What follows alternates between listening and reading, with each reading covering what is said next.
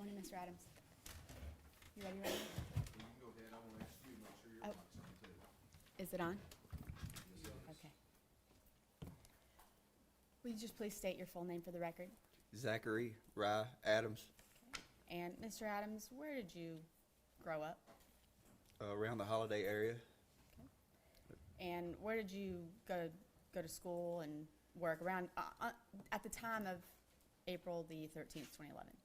Where did I do what now? Where did you go to? Where were you working and living at the time of April 13th of 2011? In 2011, I didn't have a normal job. I lived in Holiday, like I said, at 235 Adams Lane. I helped my granddaddy. He worked with the water department. I helped him with odd jobs, stuff like that. That's what I did. Okay. I tended to, we have a lot of land and stuff, so like during the summer I would mow and bush hog and stuff.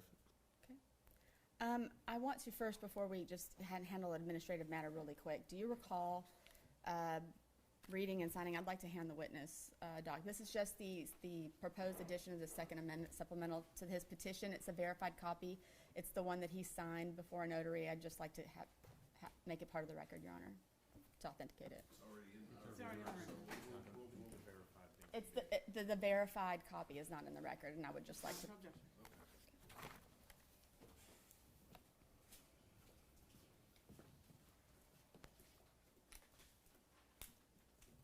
you.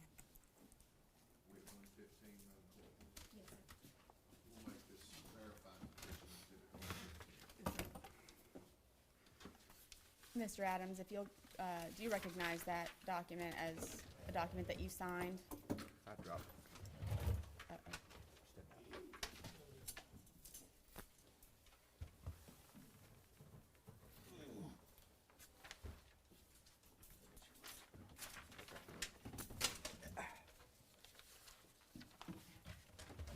If you just go back to, I think it's like the third page from the back. Yes, that's my signature. Okay, so, and that's the petition that you signed, that was filed with this court? Yes. Okay. That's all I want to do. Thank you. You can pass that to the court.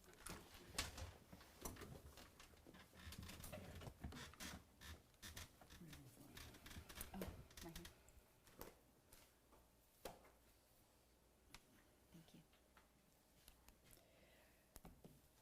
you. Okay, Mr. Adams, I'm just gonna speak to the elephant in the room, okay?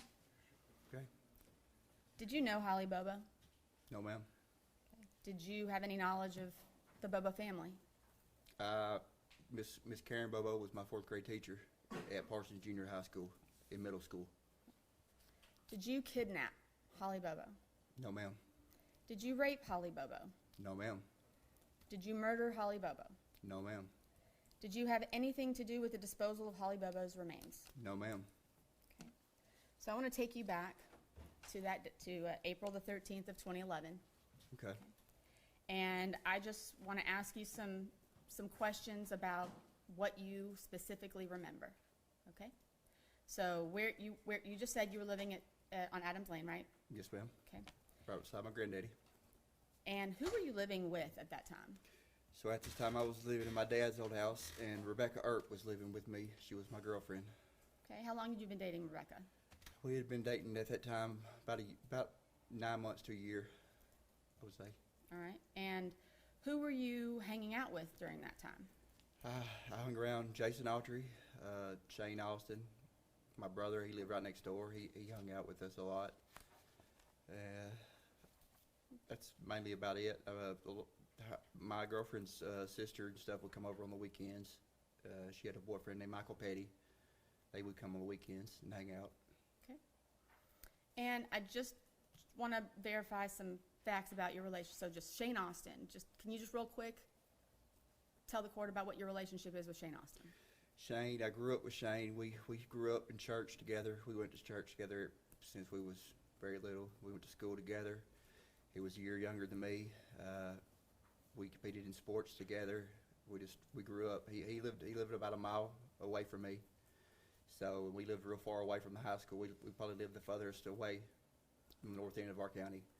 So we was the only two, as far as he was my closest friend that I went to school with.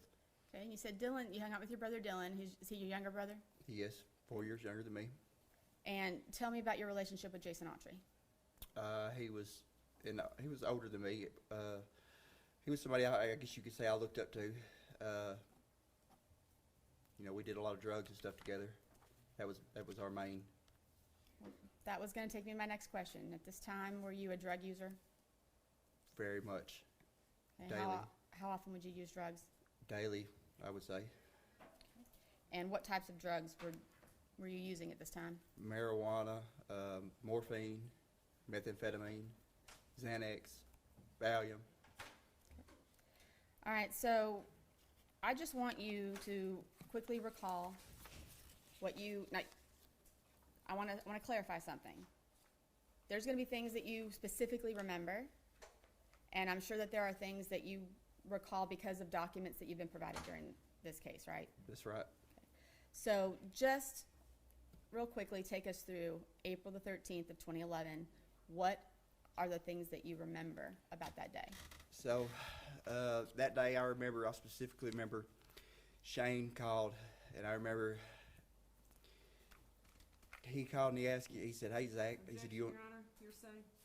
Objection is hearsay. Your Honor, we're not offering it for the truth of the matter asserted. He's just taking us technically through the day as to what he did that day. I'll allow the question. Objection overruled. Shane asked if when I answered the phone, he said, "Hey, you want to see if we can't overdose some Xanaxes today?" And I said, "Shane, don't be messing around," because me and Rebecca had been arguing the night before. He said, "Yeah." He said, "I've got some Xanaxes lined up. I need a ride." He had just previously wrecked his truck, so he didn't have a vehicle, and so he needed a ride. I said, "Well, Shane, I don't have a vehicle. I have to get Dylan to give us a ride." I said, "I have to go out and get him up and stuff." And so I went out to my granddaddy's, told Dylan the plan. He was getting ready. So while he was getting ready, I think I got on the internet and got on my Facebook, which is a password protected that I only have the password to. Nobody else gets on my Facebook page but me. Nobody has the password but me. And I got on there, and like I said, me and Rebecca had been arguing, and I think I had cussed or something on the main wall where everybody could see. And Becky Moody had commented, she said, "Zach, you can't talk like that." And I think I apologized. And it didn't take Dylan like 10 minutes to get ready, so we left. We went to Shane's, picked up Shane. Okay, so you say you and Dylan Me and Dylan. went and picked up Shane, okay? So Dylan didn't have enough gas in the truck to make it to Parsons, so we go to the Shell station on the Decatur County side. We get $5 in gas because the gas is more expensive at the interstate. It's cheaper in Parsons, so we was going to get more gas in Parsons. That was the plan. So I'm pumping the gas. Shane and Dylan are in the vehicle. I pump $5 in gas, and while I'm pumping, I see 4 or 5 SUVs, and I'm not for sure if they had their blue lights on. I know there was no sirens, but I could tell there was cop cars. I could tell there was police SUVs. So my antennas kind of went up because we're going to pick up drugs, and they're cops. So I go in, pay for gas. Well, when I come out, I asked Shane and Dylan, I said, "Did y'all see the cops get off the interstate?" And they was like, "What are you talking about?" So it kind of irritated me that they wasn't paying attention what was going on, So I get on 641, and I kind of fall in behind them to see how fast they're going, and I get Dylan's truck up to 100, and it shuts off, and they run out of my life. So I don't go 100 all the way to the Parsons. I go 60 or 70 because I know there's something going on. I don't know what's going on, but I know something's going on. I know there's whatever's going on. There's no cops coming our way. So we get into town. What I remember, we stopped by. I think we went behind Ramey's barbecue, and we went to the drug dealer's house. I'm not sure who it was to this day. I still don't know who it is.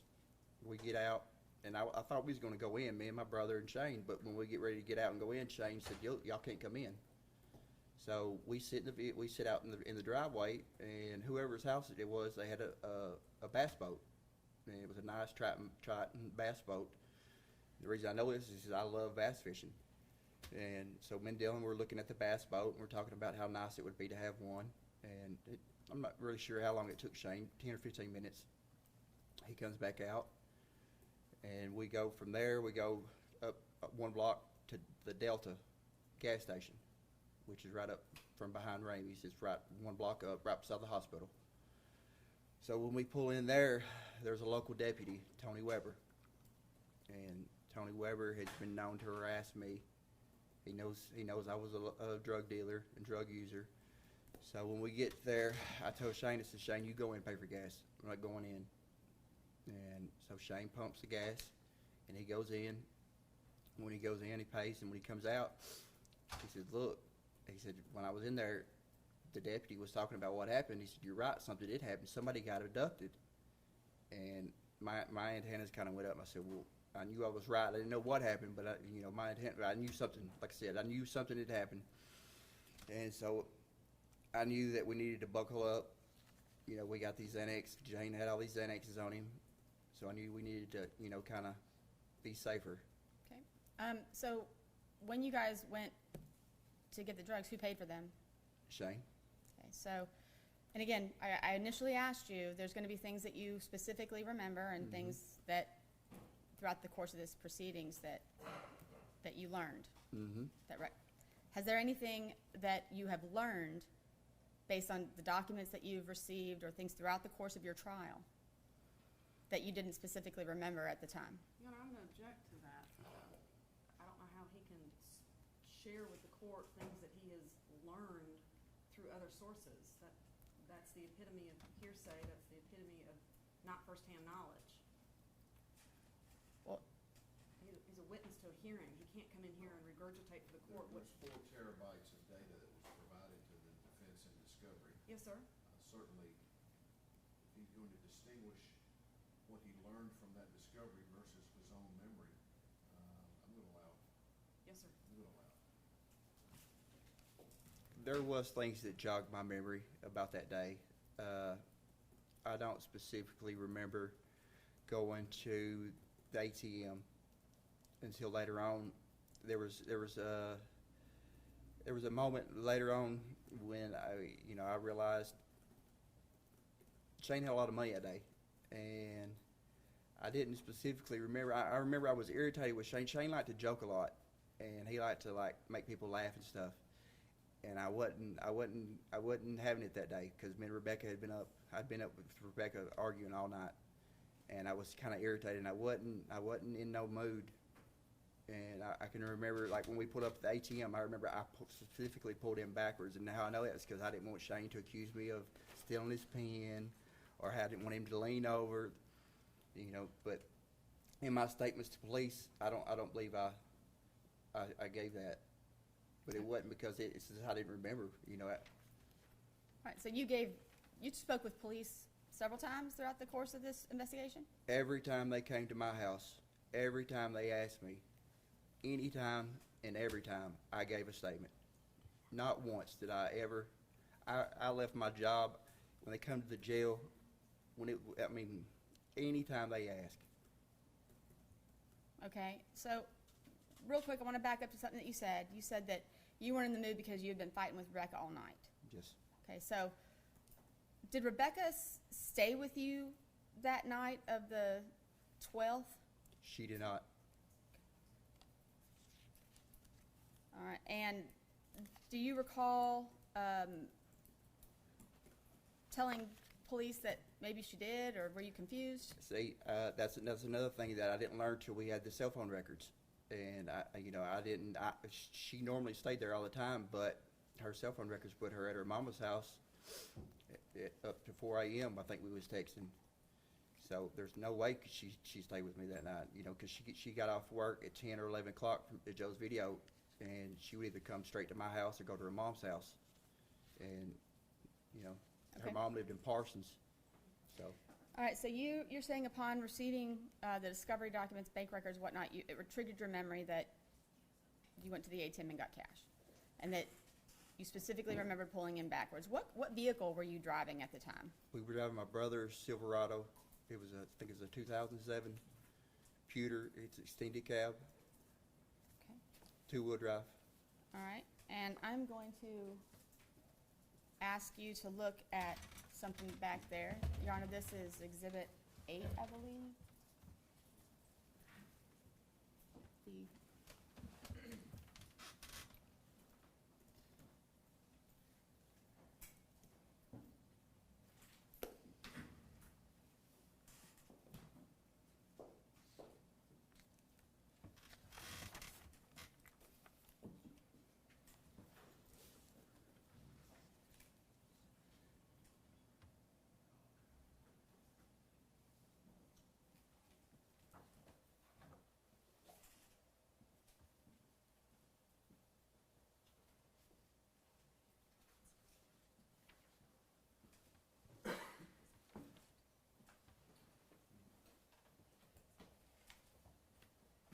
Your Honor, I apologize, we're having some technical difficulties here.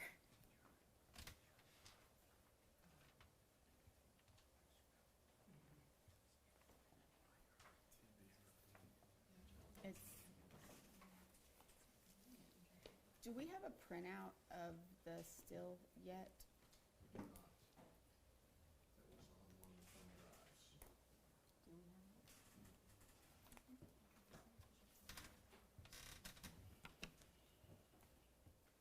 Apparently, we can't connect to the internet, so I'm gonna try to get this to him a different way, maybe show him the still. Certainly all right. Okay. You got it up, Mr. Boyan. I can. You got it up, you got it down, Ms. Eaton. I have it on the computer if I can approach. State agree that that's Exhibit 8? Yes, sir. Is that the right number? I believe it's 8. Where's the, Is it running? I have the ATM video as Exhibit 8. The still shot. You can Oh, the show still shot. the whole video. I don't know what she's showing. The still shot's 101. Yeah, that's the video, right? Is Okay. the video.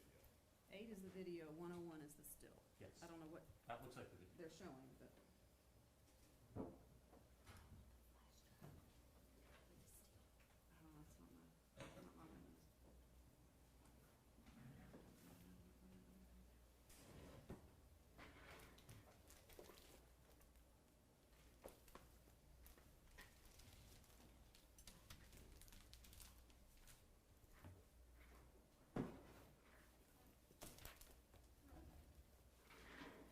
She's got one of the, yeah, that no, okay? it's fine.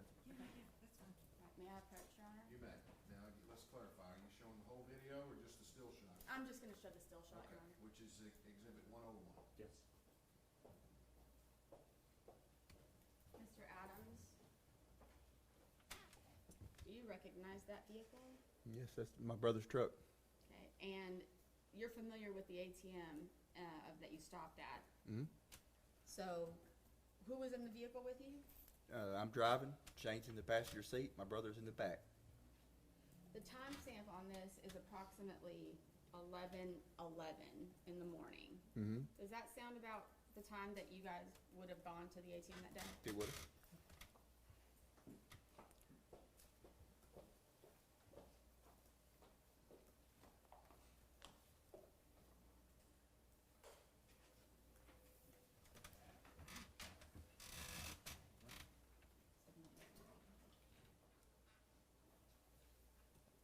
So, one second, Your Honor, if you'll give me one moment. Sure.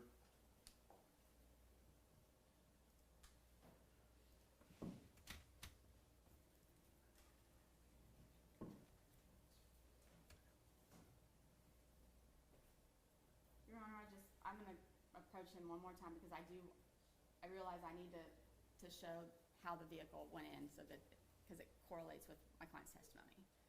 So I'm gonna show the video. All right. So Okay. now we're going to show video, Exhibit 8.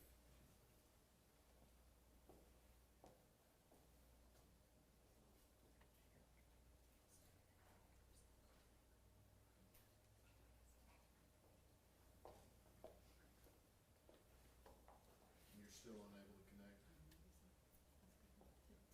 The TV is not connecting to the, Okay. You're going to show many videos this morning.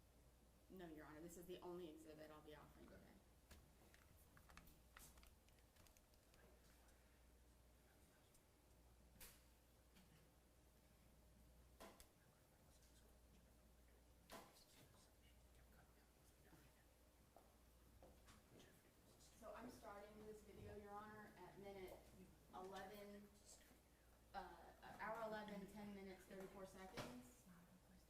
just to show how the other vehicles are done. All right.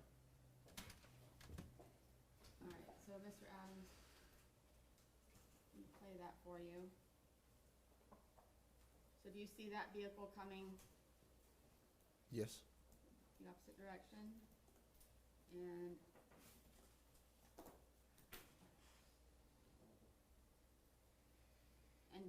which direction is your vehicle going? That would be going the wrong direction. Like if you were going through the drive-through in the bank, that's the wrong way. The arrows were pointed, that would be going the wrong way.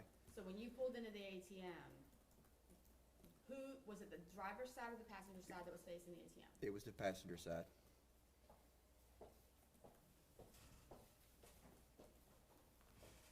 Thank you for your indulgence, Ron.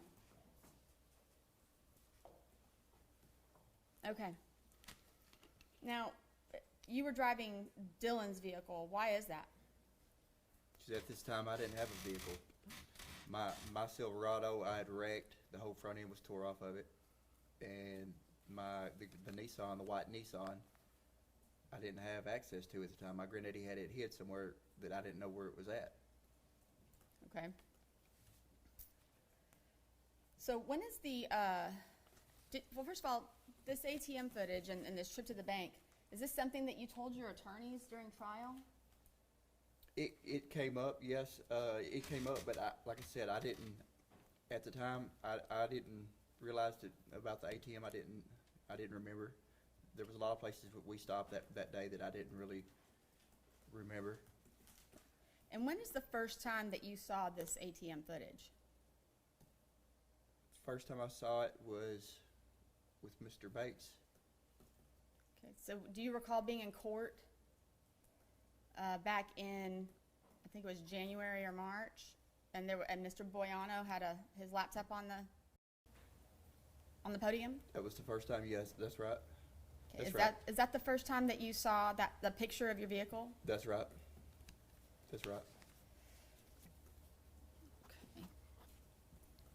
All right. And what jogged my memory is the reason I knew that is because when it went pulled in backwards, I said that's us because that's what we did that day. Right. Now, you've been given your cell phone records, all these things that you've received in discovery, and you heard the testimony at trial. So you heard Jason Autry's testimony that y'all went to the river that day. Do you recall going to the river that day? I don't recall going to that river that day, but I went to the river so much down there underneath the interstate bridge. It was, I would go 5 days out of the week, sometimes 7 days. I bass fished down there. I did drugs down there. I went down there to look for arrowheads. We just went down there just to kill time. Like, it was just a place we hung out. And to be clear, when I say the river, where specifically are we talking about? Under the interstate bridge, under I-40 bridge, Okay. exit 133. All right. Now, do you recall going to Victor Dinsmore's house that day? I don't recall going to Victor Dinsmore's house. Is it possible that you went to Victor Dinsmore's house that day? Could have been. I don't remember though. Okay. Do you recall getting in a fight with Shane Austin that day? I did. Okay. And where did that take place? That was at Doug and Dottie Cooley's house. Okay. And so did you see Mr. Dinsmore there? I did. Okay. And who was with you at the time? Jason Autry, Shane and my brother was in the back, and I was driving. We was in Dylan's pickup. Okay. And what was the purpose of you guys going to see Mr. Dinsmore? Mr. Dinsmore was a morphine connection of mine. I bought morphine from him, and at this time, Jason or Shane, they couldn't access Victor to buy morphine from him, so I was the kind of the go-between. I would buy morphine and distribute to All Jason. right. So then you guys were doing Xanax, the pills that Shane Austin purchased, Mm-hmm. and then what time do you think you guys went over to Miss Dottie's? It was after we picked up the Xanaxes. It was after that. I would say, I'm not going to speculate. Okay. If you don't know Yeah, for sure. I don't know for sure. Okay. So this particular conviction is not your first run-in with the law, is it? Absolutely not. Okay. So I would like to take you through, you're aware that if you would have testified at trial, that you would have had to have talked about some of your prior convictions. Of course. I'd like to run through those with you if you don't mind, okay? So, Mr. Adams, you have several convictions for possession of drug paraphernalia or possession of narcotics. Mm-hmm. Correct. Okay. When did you start doing drugs? Started smoking marijuana when I was 14. Started doing meth when I was 15 or 16. And there was a notice that was filed in your trial of, we call it a Rule 609. It just shows saying that this is the evidence that you're going to be impeached with if you testify at trial. Okay. Did you tell your attorney that you wanted to testify at trial? I did. Okay. And were you willing to face up to and acknowledge all of these crimes that you committed? Absolutely was. So you've been convicted of some assaults as well. I have. I've pled out to them. Okay, so there was one in 2004. Do you recall a conviction in 2004 for assault? I don't know the specifics, but I don't dispute it. Okay, and you have possession of controlled substance in 2004.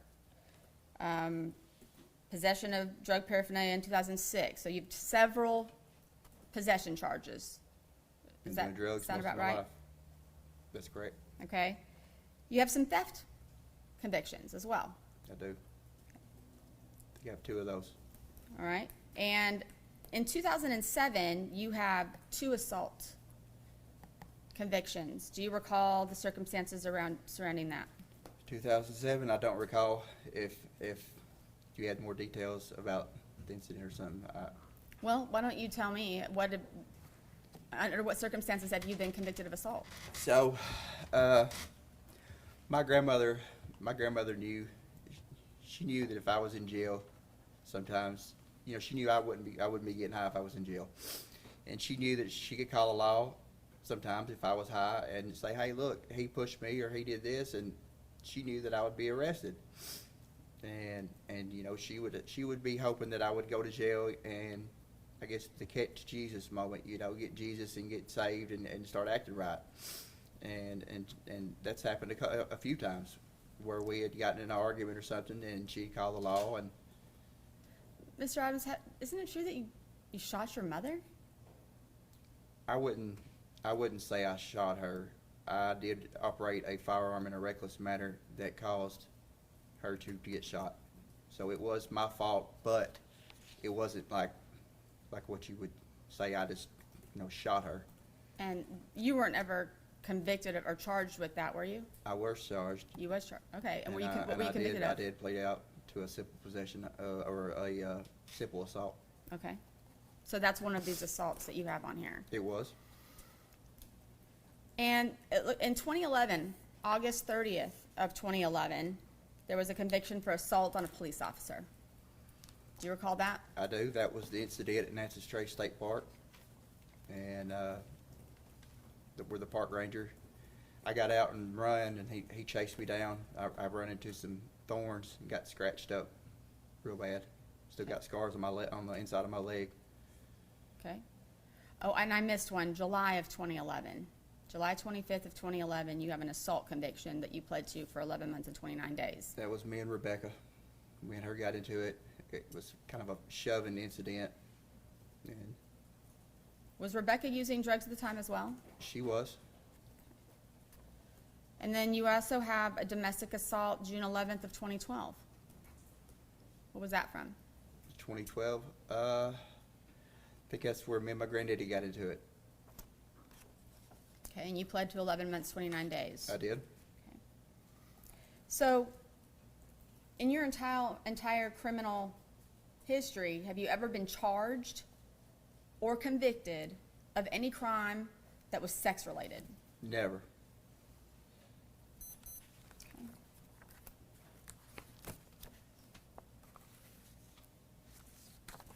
All right. Give me 1 second. So do you recall sitting here in 2017 in this courtroom and watching witnesses give testimony and putting words into your mouth? I do. Hearsay. And I'd like to, first of all, what I'm going to do is I'd like to take you through some of the statements that you were alleged to have made. Okay. Did you say some of the things that were testified to? I did.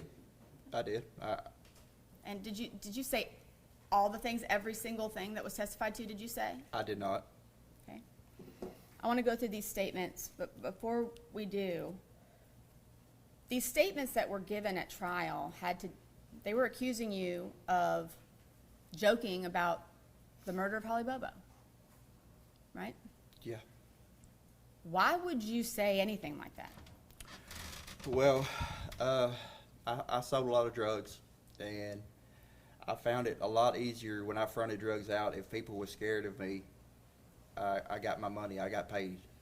It was just the way it is in the drug business. If people are scared of their drug dealer, they're going to pay. So that's kind of a stupid answer, but it's the truth. I mean, Right. Okay. Who's Carl Statler? he was a friend that lived right below me. He went to school with my brother. All right. Did you hang out with Carl Statler during this time? I did. Do you recall going to Johnny's Bar and Grill with Carl? I do. And I'm sure you heard his testimony. Did you tell, so first of all, who's Misty Tubbs? She was a friend of my son's mother. Never really hung around her that much. I think I've been at her house one time with Amy, my son's mom. Okay. And was she the bartender at Johnny's Bar? She was. Do you recall getting in an argument with her? I don't really recall. It seemed like we did get into some kind of argument. She accused me of, I think, of doing something to her car or something. All right. And Did you say, I'm just going to ask, did you say, I'll kill you like I did Holly Bobo? I don't recall saying that. Did you tell Carl Statler that I did it? No. Is it possible that you made some statements similar? I've made some open-end statements before where people could have had the wrong idea. You know, I remember I told Rebecca once, I said, there's already one person missing. What makes you think it can't be two? And by that, I wasn't meaning that I did anything. I was just, you know, we was arguing and just trying to get her to, she was kind of griping at me. Were you admitting in that statement that you killed Holly Bobo? Absolutely not. All right. And do you recall Rebecca Earp's testimony? I do. On the day after, so on April 14th of 2011, she testified that you guys were watching the news and that you said they'll never be able to find her. Did you say that? I believe I did say that. And now there's reasons why. There, in Decatur County, there's a history of women that goes missing and hadn't been found. There's still a Bogus girl that has never been found. Nobody knows what happened to her. And this happened when I was in high school, and nobody knows anything about it. So, yeah, I made that comment. Okay. Did you make that comment because you had knowledge of where Holly Bobo's remains were? I did not. I only made that comment because of the time period of the news interview, and you know, it's just statistics. If you know, the police doesn't find the person that goes missing, it's just statistics, and that's all I was stating. You know, I guess I watched too many crime. You heard Rebecca Earp testify that you said that you would tie her up just like you did Holly Bobo, and no one would ever see her again. Did you say that? I don't recall making that statement. How about she better not go to the law, and she better not make any statements, otherwise you would hurt her or her family. Did you say that? I may have said that. Okay. Was that you admitting to having anything to do with Holly Bobo? No. Was that you claiming to have any knowledge of the murder of Holly Bobo? No. How about around July of 2011, when you and Rebecca were at John Mitchell's house. She testified to that. Do you recall that? I do recall that. Okay, she said everything was ready to go in the back of the truck to be put under the Birdsong Bridge. And that you said, or I should say, you or John Mitchell said, they said that it was Holly's remains in these Tupperware tubs that were in the back of the truck. The only thing is that date. The date was, we wasn't dating at this time. This was after me and her broke up, and this was after me and her broke up, and I think she was seeing John. And I do recall that, and it had nothing to do with no remains. It was meth making material. We was just kind of, the way we was discussing it, we just didn't want to put our business out there. Okay. But with the way she took it, I guess she took it that way. But you never told her that it was Holly Bobo's remains in those tubs? I never told her it was Holly Bobo's remains. I never told her it was a meth lab. All right. Do you recall Victor Dinsmore testifying? I do. All right. So you testified earlier that you do remember getting into a fight with Shane at Miss Dottie's that day. I do. Okay, so Victor Dinsmore testified that you and Shane were arguing about who was going to hit it first. Yes. And So- can I elaborate with that? Please. And when I jumped out, Shane was like, "You ain't gonna hit me," and I said, "Well, I'll hit you first." And that's where that comment came up. And I did. I hit him first, and the argument was something stupid. To this day, I still don't know. It was just like, well, that wall's white. No, it's not. And we just jumped out. He said, "You ain't gonna hit me." I said, "Okay." So When you made that statement, were you in any way claiming that, telling Shane that you were going to rape Holly Bobo first? No, Anthony Phoenix, who is he? he was a friend of mine, a drug friend of mine. All right. Do you recall hearing Anthony Phoenix testify? I do.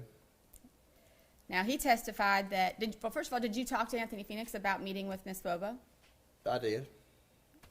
And did you express concern to him? I don't believe I expressed concerns. I think I just told him about the meeting. He testified that you were driving around in the car and said, "Let's rape this." I did make that comment. I didn't say let's rape this. We was riding around and he was needing some money. He was wanting to rob somebody's house. And anytime I've ever stole something, I've always gotten in trouble. And I could not get him to shut up about wanting to go rob somebody's house. He was wanting me to drop him off somewhere and pick him up.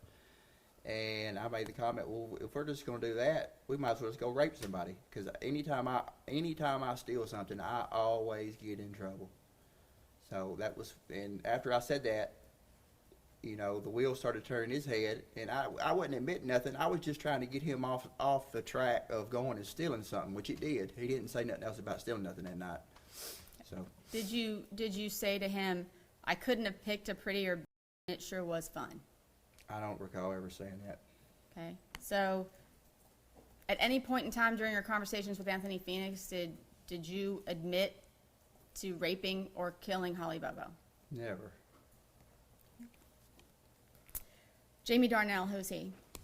He's a local friend of mine that uses drugs. All right. And did you guys use drugs together? Yep. Okay. You heard him testify at trial. Yes. So he testified that you said about a knife that you were carrying. If you knew what that knife had done, that you would probably be afraid of holding the knife. Did you say that to him? I did. That's another situation where he kept bothering me. He was wanting to buy. I've got a knife collection of my dad's, and my dad had this guy named Perry Wingo to make these knives. He would make them, and I probably got about 25 or 30 of them. And I had one of these knives with me at the time, and he wanted to buy it. He kept bothering me to buy it. We was getting high, and he kept asking me it. And I just finally, that's what I said. If you knew what this knife done, you wouldn't want it. And after I said that, he didn't ask me no more to buy that knife. But the whole goal of that was just to get him to, when I told him no the first time, it's like he wouldn't listen, So I told him that just to get him to quit asking about it. Were you in any way implying that that knife had been used on Holly Bobo? No. How about his testimony that you pulled a pistol out and shot it over the top of his girlfriend's head out the front door? No. Did you do that? No. Okay. He also testified that that same night, he had pushed you out the door and you broke down crying and started apologizing. Do you recall doing that? I do. And we was in his bathroom getting high, and at this time I was an intravenous user. I used a needle, and I tried to get him to shoot up that day, and he didn't want to. And after that, you know, I felt real bad because I tried to push that on him, and I apologized for that, you know, and that's what I. Okay, so you were not apologizing for something you did to Holly Bobo. No. And he also testified that you needed to clear your name, that you couldn't be coming back around his house, you needed to clear your name. And he said that you couldn't do that because you were too far involved into it and there was no way that you could do that. I did, and there's reasons. I thought he was talking about you need to clear your name as far as like being the local drug dealer, being the local drug user. And I told him I was too far in. I can't do that. Like, I was selling dope every day at this time. And yeah, I absolutely said that. But that was a mischaracterization. All right, so when you said that was there any implication from you that you had anything to do, that you were too far deep into Holly Bobo's murder? No, absolutely not. Corey Rivers, do you know who that is? I do know who that is. Okay, and you saw him testify. I did. So who is Corey Rivers? He was just somebody that was at Williamson County Jail in the pod that I was with. Okay. And does it sound about right that it was around sometime between April and June of 2016? That sounds about right. Okay. He testified that you said that you went to him and asked him if God would ever forgive you. Did you do that? Never. And he also testified that you told him that you and a couple of your friends got drunk and went into the woods with this girl. One thing led to another, and I was there for the worst of it. Did you have any conversation with Corey Rivers that was anything like that? No. Have you had conversations at all with Corey Rivers? I did talk to Corey. Okay. What did those conversations entail? I don't really recall. I may have told him what was going on, like what was going on with the case. You know, what the state was alleging. That's the only thing that where he, you know. Did you testify to him, or I'm sorry, excuse me, not testify. He testified that you said that the bottom side was found in one part of Tennessee and some other pieces was found in other places. Did you say that to him? I don't recall saying that. And that it had been chopped up? I don't recall saying that either. Did you at any time in any of your conversations with Mr. Rivers admit to killing, raping, or kidnapping Holly Bobo? Never. All right. How about Sean Cooper? You remember him? I remember Sean. Who's he? He was, so when I was at Chester County Jail, he was in the little room right there with us. I think there was 3 of us. Okay. Now, he testified that you asked him to tell your brother, Dylan, that if he doesn't keep his mouth shut, that you're going to put him in a hole beside her. I don't recall saying that. I do remember telling him that he needs to tell my brother. I think he had charges in Obion County, and that's where my brother was being held. I said, well, you get up there, you need to tell my brother, Dylan Adams, he needs to keep his damn mouth shut, because the lies he's telling has got me arrested for something I didn't do. Did you in any way admit to Mr. Cooper or imply to Mr. Cooper that you were involved in Holly No. Bobo's death? No. Okay. How about Jason Kirk? Do you know who that is? I think that was the other guy that was in there. All right. And so he testified that he overheard you tell Mr. Cooper that, will you give my brother a message for me? Tell him if he doesn't keep his fucking mouth shut, I'm going to plant him next to that bitch. Did you say that? No.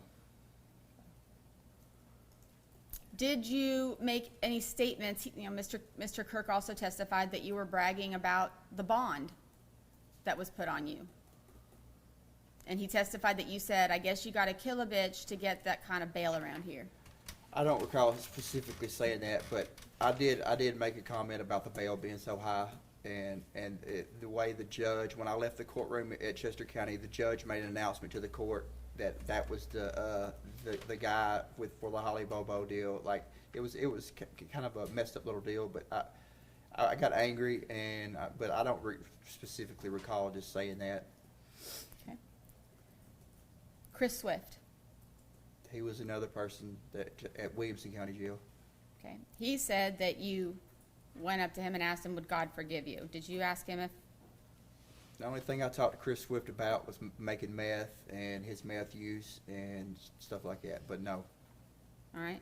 So he testified that you told him that you weren't involved in the killing, but you were involved in the worst part of it.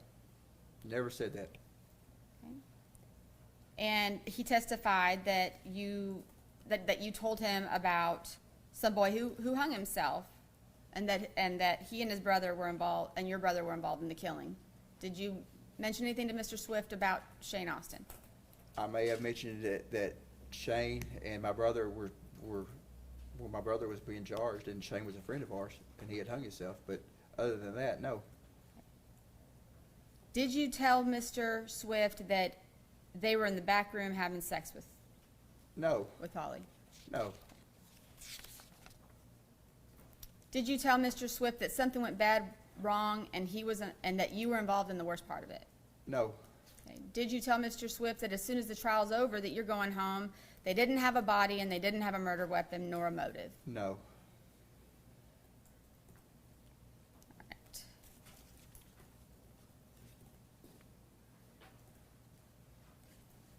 Did you have any, did you call Mr. Swift from another inmate's? He gave me his phone number, and I believe I did call him. Okay. And did you tell him that you probably wouldn't be talking to anybody else and to take care of himself? I don't remember what I said in that phone call. I'm sure it was recorded if it was a jail phone call. Okay. Did you threaten Mr. Swift in any way? Absolutely not.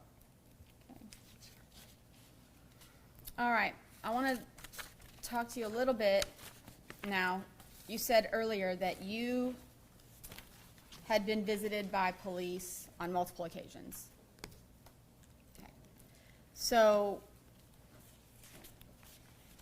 well, first of all, so I'm looking at all of these statements that you admitted to saying to the witnesses that testified. And so as I understand it, there were some of the things that were testified to by various people that you knew outside of jail, right, that you admitted to saying, right? Yeah. But that the people that you knew in jail, you didn't say any of those things. Mm-mm. Okay. Do you recall? I didn't know them well enough to talk to them like that. You know. Do you recall meeting with Karen Bobo? I do. Her and Clint. Okay. And you heard her testify at trial, right? I did. And she testified that when you met with her and Clint described what the kidnapper looked like, her testimony was that you said, that's Shane. Is that what you said? That's not what I said. I said, that's the same height as Shane, but Shane has red hair, and he was with me. Okay. Did you tell Ms. Bobo that you would do whatever you could to help? I did. All right, so in all of the interactions that you've had with police, let's go back to the first time that they came out to your house. Have you cooperated with law enforcement during the course of the investigation? Yes, I gave my statement of where I was that day. Yes. And did you allow them to search your house? Yes. Did you allow them to search under your house? Anywhere there could be a body or You know, I told the FBI and the TBI, y'all can come in here and look anywhere y'all want. Y'all start pulling drawers right back, I'm gonna ask you to leave. You know, you look anywhere a person can be, you know, anywhere you wanna look. Anytime they came to me, I would answer questions. Anything. Anytime, I mean, All at right. jails, anywhere they wanted to question me. They would bring me off the work crew at a jail, and I would go in and talk. You know, I knew I didn't really know my rights, but I knew I didn't have to talk to them. But I did. I wanted to help. Do you recall hearing testimony about officers observing you in those early days vacuuming out your car? I vacuumed out my truck all the time. If you looked at my vehicles, I vacuumed my trucks out all the time. That was a regular occurrence. You can ask anybody that knows me. All my vehicles were clean. I kept a shop vac at the house just for that. What about the mattresses that were leaning up against the house? So when Rebecca moved in, we moved all her stuff. I had a double wide 16-foot trailer. We moved all her stuff on that. And the mattress, I think there was 3 mattresses. She had 2 mattresses in the box set. One of the mattresses blew off whenever on 641 when we was coming. So we took everything off the trailer and stuff. And I went back and got that mattress. And she said, look, don't bring it in. We're gonna clean it up and stuff. I don't really need that. It just makes the bed look higher. And so I was like, well, what do you want me to do with it? And she's like, I don't care. Just don't bring it in here. We don't have nowhere to put it, you know. So I said, okay. So I leaned it up against the back side of the house. And every time I would mow or every time it would get dirty or something, I'd either wash it off or I would blow it off with the leaf blower because I was under the impression she was still going to use it. I didn't know, what to do with it. It was hers. I wasn't going to throw it away. That would have caused an argument. If you'll give me one moment, Your Honor.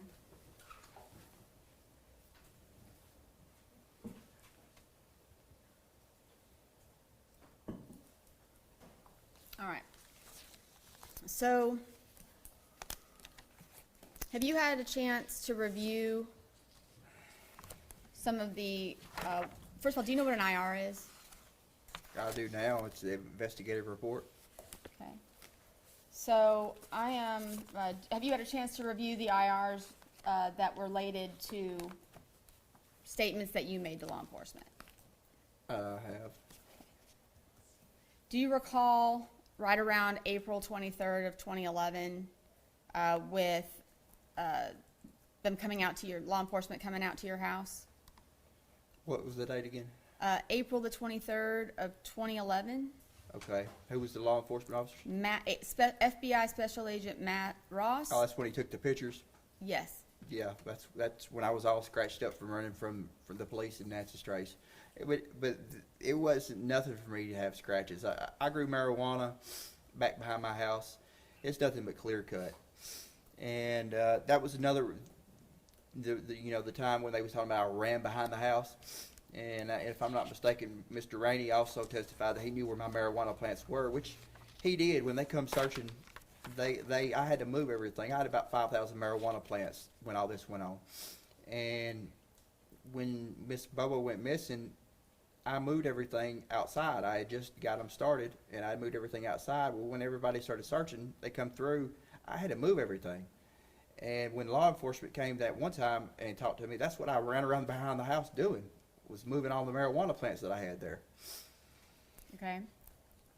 Did you provide your best account of what you did that day to law enforcement?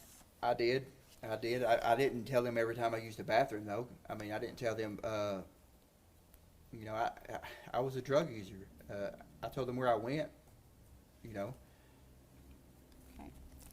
Did you, do you think that there were things that you did throughout that day that you didn't include in your statements to law enforcement? Absolutely. But I didn't lie. I didn't, I gave the best, there was people that called that morning that I didn't remember talking to that later on that I realized I talked to, like going to the river. There's nothing that happened that morning going to the river. I don't specifically recall going to the river that morning with Jason, but we went down there so much. I'm not disputing that. you Okay. know. And do you recall right around July 6th of 2011, you were visited by S.A. Dykes and Investigator Inman? Mm-hmm. Do you recall that? I do. Okay, and they came to your residence? Yeah, I think it was my granddaddy's. I think we sit on the back porch that time. All right, and did you give them an accounting of what you did I did. on April the 13th, I did. 2011? Okay. I think did you tell them that you had gone to the coon hunt or that you didn't go? I didn't go. I didn't have no way. And I didn't go to stuff like that. I mean, when I was younger, I did, but I didn't go to stuff like that. I was a druggie. I was a drug dealer. Like, I didn't go out in public much. Not a lot of people liked me, you know. I had a known reputation in the neighborhood for being the local drug dealer and drug user. So, just, you know, I could go in a gas station and people would look at me different, you know. Of course, I would give them the stink eye, or I would, you know, I gave them that perspective, like I wasn't the person to be messed with, you know. And Okay. So you were visited again by Agent Dykus on August 28th of 2012. I believe that was in the Benton County Jail. yep, in the basement, in the investigator's office. Okay. Did you ever ask for an attorney when you were speaking with law enforcement? Never. Did you voluntarily give them information? I take that back. When I talked to Jeff Jackson, I think I had asked for an attorney at the end. But during this meeting I did with Terry Dykus at Benton County, I didn't know. And did you voluntarily sign a release for your phone records? I did. Anything that they needed, anything anything. You wanted my DNA, anything I could have did. I would have did. Okay. So would you have done anything that you could do, even if it meant? There were so many cops in the neighborhood. We would have did anything to get the police to solve this, to get the TBI and the cops out of our neighborhood. It was so hard for us, drug dealers and stuff. We wanted the police to solve this thing, you know. Okay. Do you recall meeting with Mr. Dykus, S.A. Dykus on May 22nd of 2013, and I believe that was at the Decatur County Sheriff's Office? Go into specifics on that. There was an investigator Cunningham and investigator Meeks. About the leather coat? Yes. Yes. So you gave a voluntary statement to law enforcement at that time? I did. There was a leather coat that I didn't know the specifics of what had happened or whatever, but there was a leather coat in my brother's truck. I didn't know who it belonged to. I know my brother did at this time. I don't think he had a girlfriend, and I was willing to do anything I could to help. And I called them in. I said, "Hey, look, did Miss Bobo have a leather coat on?" And they said, "No, this didn't."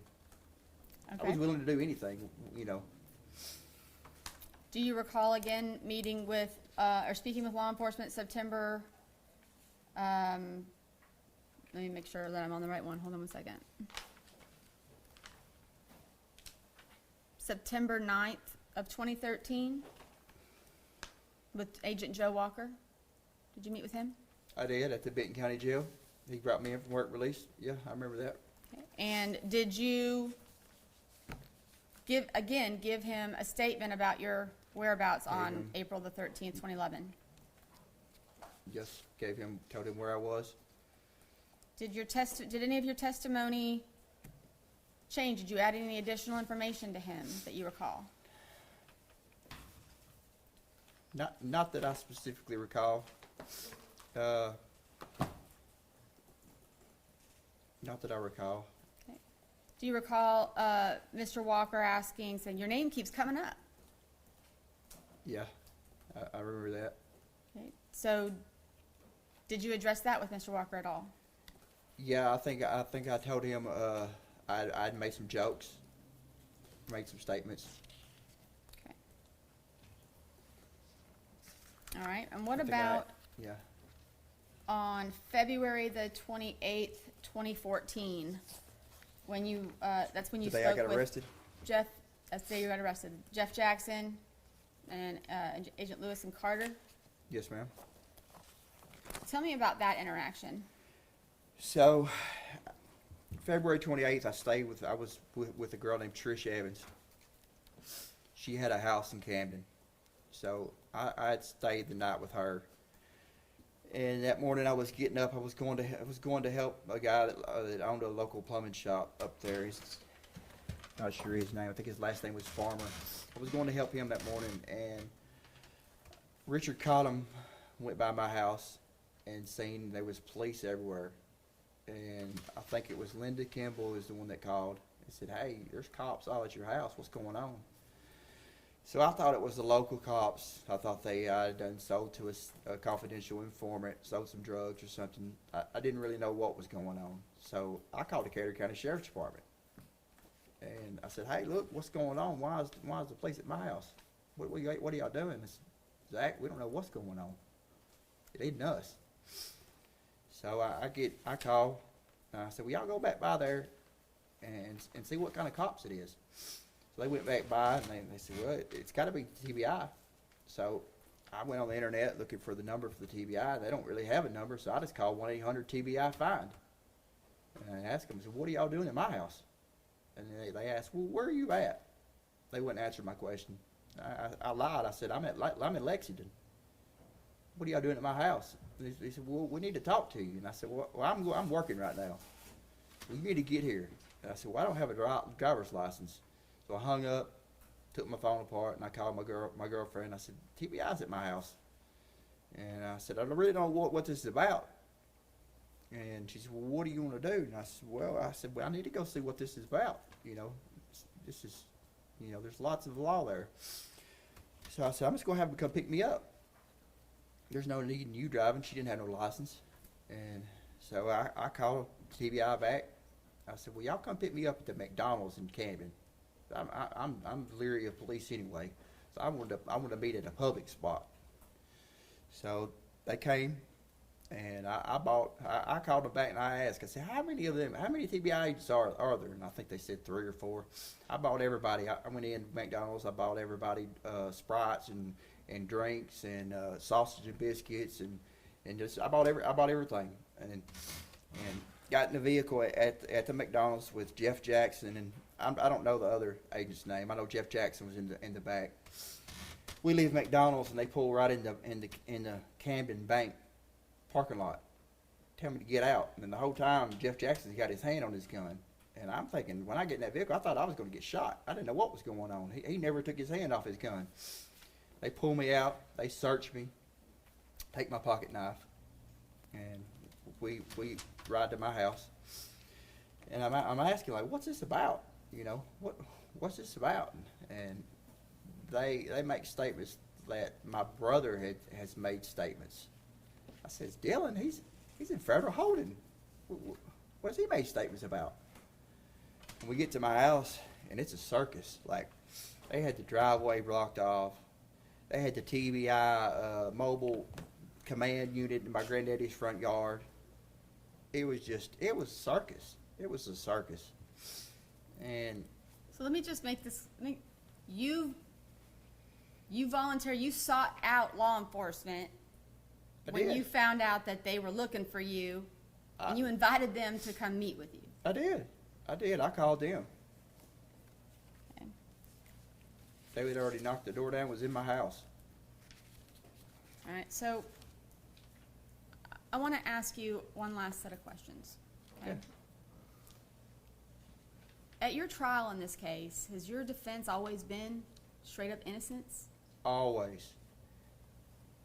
Then why didn't Till my last breath on this earth, it's always going to be innocence. Then why didn't you testify? The reason I didn't testify, a week before my trial, Jennifer Thompson had my mom and my cousin come in from Atlanta. My mom had to take off work and come up here, and we all met at the Savannah jail over here in the library. And they had already talked before this and planned all this out, but they got up there. She got my mom up there and my cousin up there, and my mom made me promise that I wouldn't testify because all the bad things that the state was going to try to say about me, and they just didn't want me to testify. And Did any of your attorneys ever meet with you and prepare testimony for you? never. Did you discuss taking the stand with Ms. Thompson? I did multiple times, and she the way I guess that she practiced, she tried to say that she didn't want me to. She didn't want me to at all. I was advised not to. I wanted to. I wanted to bad. How about with Mr. Simmons? Did you have that conversation with him? I didn't, not that I recall. Okay. Did the pressure from your family and the advice you received from counsel, did that in any way affect your decision not to testify? It did. It did. Do you recall Judge McGinley asking you questions, saying, is this your decision not to testify? It did. He did ask me that, and at the time, I didn't realize I could have said yes, and went against my lawyer. I just was going with what Jennifer, we paid her a lot of money. She was a paid attorney. We paid her a lot of money, and I was told to listen to her, and that's what I did. Did Ms. Thompson ever sit down and discuss any kind of defense strategy with you? We met a lot, but like the discovery. I never got to see all the discovery. Like, she tried to fix it up at the Williamson County Jail where I could get a computer and get the hard drives. The sheriff, there wasn't trying to make anything extra, special for me. He said, no, you can get it mailed in. What the sheriff didn't realize, it would have filled 4 or 5 cells up. And I never got to see all the discovery. I never, we met a lot, but a lot of it was just, she just asking where I was, and just, she was unorganized, very unorganized. So, being a part of this post-conviction relief process, observing Mr. Bates and I. Day and night difference. So, knowing now, if you had known then what you know now, would you have testified? Absolutely. And I just have to ask these questions one more time. Did you kidnap Holly Bobo? No. Did you rape Holly Bobo? No. Did you murder Holly Bobo? No. Did you have anything to do with the disposal of her remains? No. And if I would have knew anything about this, it could have helped in any way possible, I would have. And is everything that you testified today the truth? Absolutely. That's all I have, Your Honor. Examination, Ms. Weber. Thank you, Your Honor. At 8:19 in the morning on April 13th of 2011, you texted Jason Autry. Okay. Never mentioned that to the police. I didn't mention every text I made. I didn't tell them every time I used the bathroom. 8:30, you called Jason Autry on the morning of April 13th, 2011. Ms. Weiber, there was a lot of phone calls I made that morning. There was a lot of people I talked to that morning that I don't recall talking to.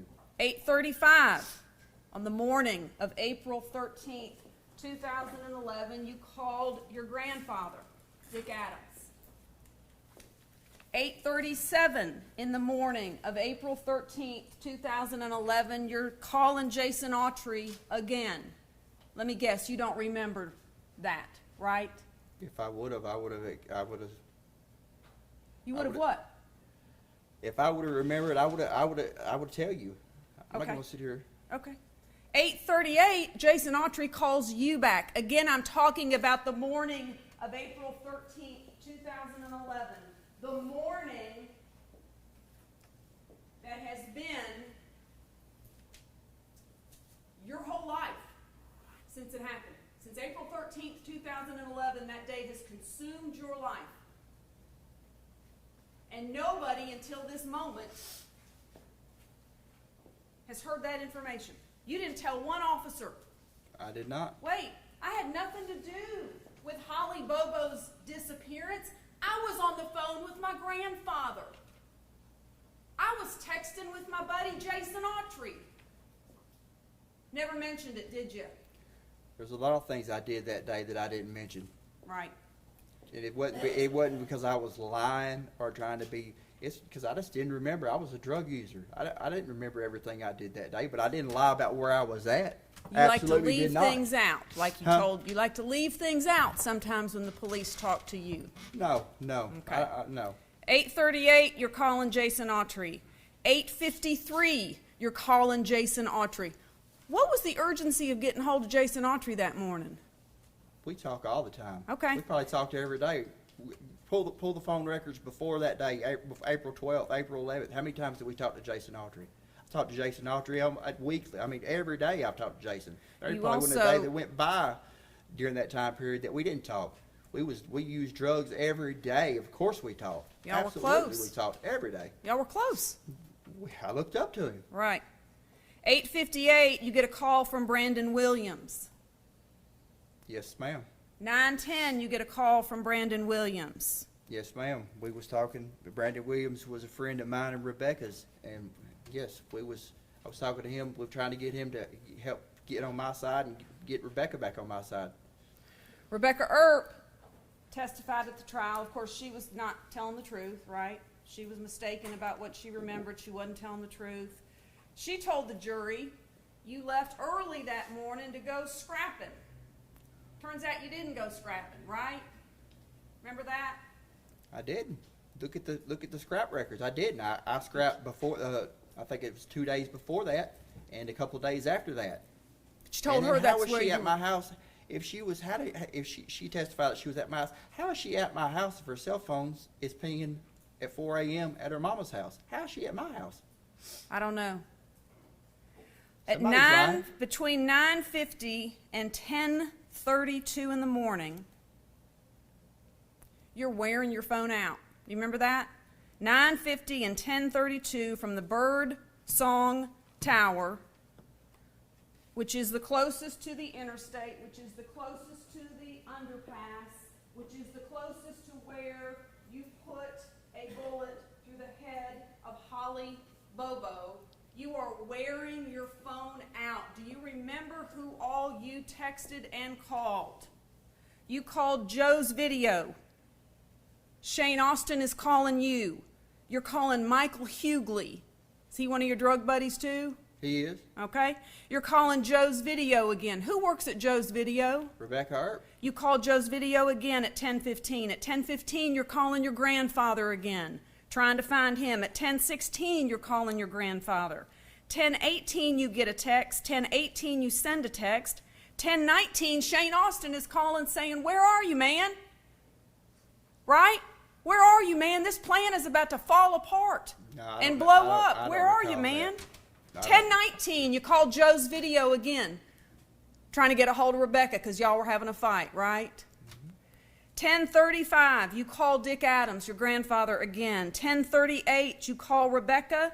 10:49, Rebecca texts you, and lo and behold, and the whole world heard it, and there's no denying it, and nobody cares, that at 11:12 in the morning of April 13th, 2011, where were you? It's at my house. At 11:12 in the morning on April 13th, 2011? I don't recall exactly where, I don't recall the exact time. Like I just testified to, the first thing I remember that morning is Shane calling. He asked if we wanted to overdose on Xanaxes. Just like I said, I went out to my brother's, got him up, got on Facebook. No, you didn't, because there's evidence in the file, and I'm sure you've seen it because your lawyers that are sitting here today have shown it to you, and the lawyers, the 16-member team that you had representing you at trial, they showed you everything. There's no proof that you were on that computer at home. It was a mobile posting from your Facebook page. The last activity was at 6 o'clock in the morning. Is that coming back to you? That's At wrong. 11:12 in the morning of April 13th, 2011, where were you? Let me give you a hint. The bank. Does that sound about right? I don't isn't recall. that what this is all about? Your lawyers stood up months ago and said, No, our client was at... We was at the bank. May We- I finish? They stood up months ago and told this judge that on April 13th, 2011, the last day that Holly Bobo took breath on this earth, my client could not have committed the crime that a jury convicted him of because he was at the ATM in Parsons. Dun, dun, dun.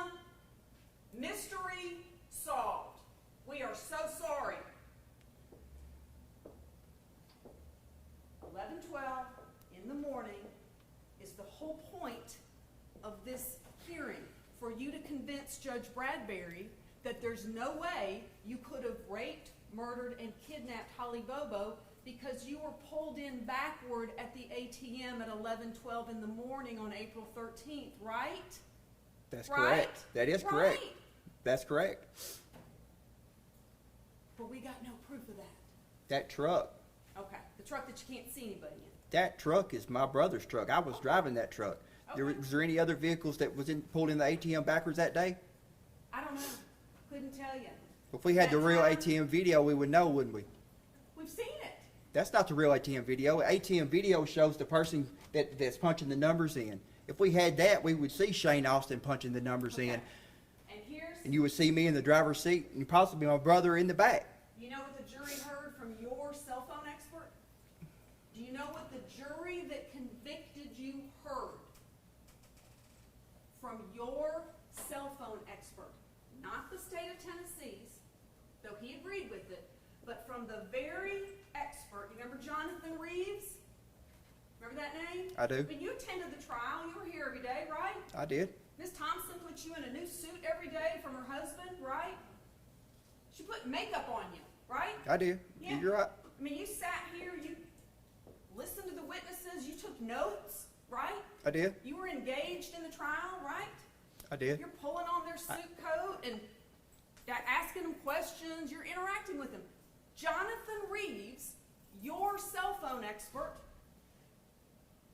told the jury Zach Adams' phone was pinging off of the Parsons cell tower at 11:16 in the morning. Remember that? That's right, along with Shane Austin and Dylan Adams. Right. We're all in Parsons. That's right. We're all in Parsons at 11:16 in the morning. The jury heard it. They didn't seem to care much about it, did they? The jury heard a lot of things, a lot of lies.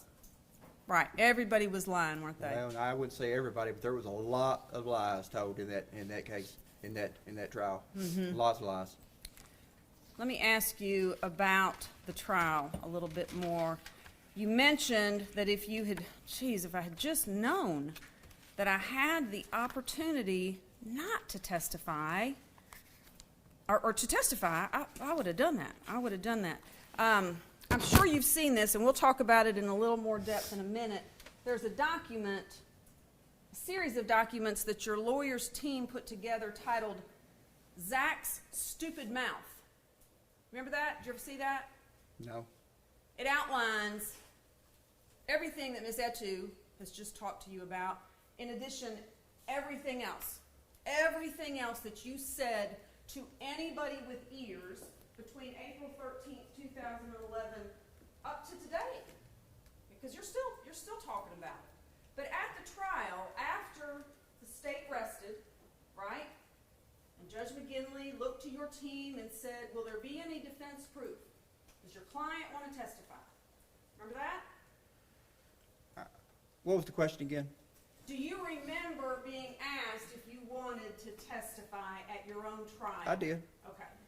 You're on trial for the rape, murder, and kidnapping of Holly Bobo. The judge asked you if you wanted to testify. Did you answer the judge right away, or did you talk to your lawyers about it? I believe I answered right away. You just blurted out an answer. I said no. I You was didn't talk- advised by my lawyer not to, and that's what I did. Okay, all right. May I approach, Your Honor? You may, you can pass it to the vote. Your Honor, may I see what is being presented? The moment hearing for the trial, it's page 2,539 I don't know the bottom. There you go. Thank you. You recognize this? Your Honor, would you like the transcript? We have a copy of the transcript for the court if you would like to follow along. I'll be all right. If you're gonna be objections, this thing, No, Your Honor. let's go in there and set the list, so I have it in front of me.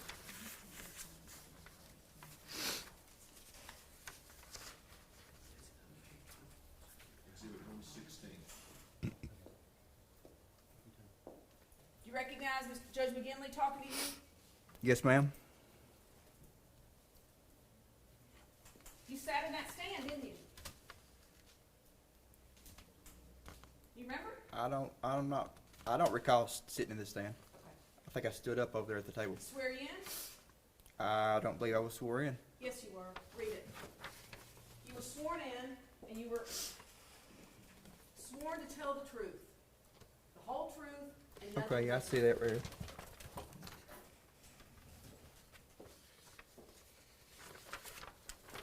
By virtue of, Your Honor, I would ask that this be marked as an exhibit. I did, I marked it as Thank you. Exhibit 160.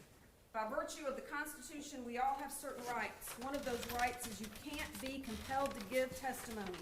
You were present when this is the judge talking to you, right? Not to Ms. Thompson, not to your mother, to you. You were present when I read that to the jury at the outset. Said if you do not take the stand to testify, that they can draw nothing from that. That that's constitutional right. Also, you have a constitutional right to give testimony if you wish or desire. You can take the stand. If you do, you will be subjected to cross-examination, and your credibility will be judged by the jury by the same standards I've already charged them. This is your decision, okay? Again, this is the judge talking to you. Your big moment. Miss Wyrick, You can make my- it having consulted with your attorneys. Again, this is the judge talking to you after you've been sworn to tell the truth. I would expect you to consult with your attorneys, but this is not their decision. This is your decision. You're standing there between two of your attorneys. Mr. Gonzalez came on the case late, but you've had ample opportunity to discuss this with Mr. Simmons and Ms. Thompson. Is that correct? That's the judge asking you. Is that correct? You know what you said? Yes, sir. Having said all of that, is it your election not to give testimony? Again, this is the judge asking you. Yes, sir, that's right. Correct. The judge goes on because a judge wants to make sure this very important decision is being made freely and voluntarily, without any pressure, without a lawyer saying, oh, no. You ain't getting on that stand. So the judge says to you, are you doing this freely and voluntarily? You said, yes, sir. You don't feel you've been pressured either way? This is the judge asking you again. No, sir. The judge goes on because it's that important. To give or to not give, you cut him off. You were so ready. No, sir. No pressure. No, sir. This is your decision. The judge is asking you again. This is your decision. Yes, sir. All right. Want to address anything further? Here's your open mic moment. Do you want to address anything further? absolutely. No, sir, I do not. And that was the end of it. And then your team began putting on your proof in the trial. What was the defense in your trial? Do you remember? I was innocent. Right. What was the defense? What was the strategy? Who I- committed the crime? Mr. Britt, There you go. Terry Britt was the strategy. And the defense was built around that, correct? I also want to say my mind was already made up about the testifying before the judge asked me all this. My mind was made up the minute that I promised my mom and my cousin that I wouldn't testify. There was nothing that was going to change that. So you're either lied to Judge McGinley when you were under oath. You didn't tell Judge McGinley anything about your mom and your grandmother pressuring you. So you either lied to Judge McGinley on that day, or you're lying to this judge today about it. Because that never came out of your mouth, did it? That didn't come out of my mouth, but my Okay. mind was already made up. Okay. My mind was already made up. You never told the judge that, though, did you? No, I didn't. Okay. All right. I didn't. There was a lot of things that I didn't realize at my trial, that things that I know now. There was a lot of things, I was totally unprepared. I had no way to access law books or anything. There's a lot of things I didn't know that I would have did different. There's lots of things. That you would have done differently. Yes. Right. Yes. All right. Absolutely. There was I would have demanded to go through all of the discovery. I would have demanded it. That's one of the key things. What if there's something in there? My lawyer don't know if there's something in there. I mean, that's. Well, let me ask you this. How many times did Ms. Thompson come to meet with you? I don't recall Miss Wyrick. She came a lot. A She lot. did. She worked hard on this case. Almost 4,000 hours. Do you know that? Almost 4,000 hours of time that she billed the state of Tennessee for, which is probably an underestimate of the time. I would imagine she probably put time into this case that she didn't bill the state for. In addition to that, your family paid her $50,000, right? I believe it was 55. All right. She put a lot of work into this. How many times did she come see you? 10, 20, 30, 40? She came a lot. Give us an idea. 50, 50 times. I would say, yes. Object, Your Honor, just I, speculation. I, I don't, I don't recall. Like I said, I don't recall how many times. I didn't count. I didn't mark it. He's given us an estimate, it's a lot. We know it's a lot, Ms. Wyrick. But every time she came, she wouldn't. A lot of times we would just be going through the discovery, going through stuff. Well, I thought you just said you never saw the discovery. I didn't see all of it. I didn't see all of it. Did she ever There's call 4 you? terabytes worth. I didn't see all of it. I'm not sure she looked at all of it. Did she ever call you on the phone? Did you ever call her on the phone? We did. Okay, so you had in-person meetings, you talked over the phone. Every time you had a court setting, you were with her, correct?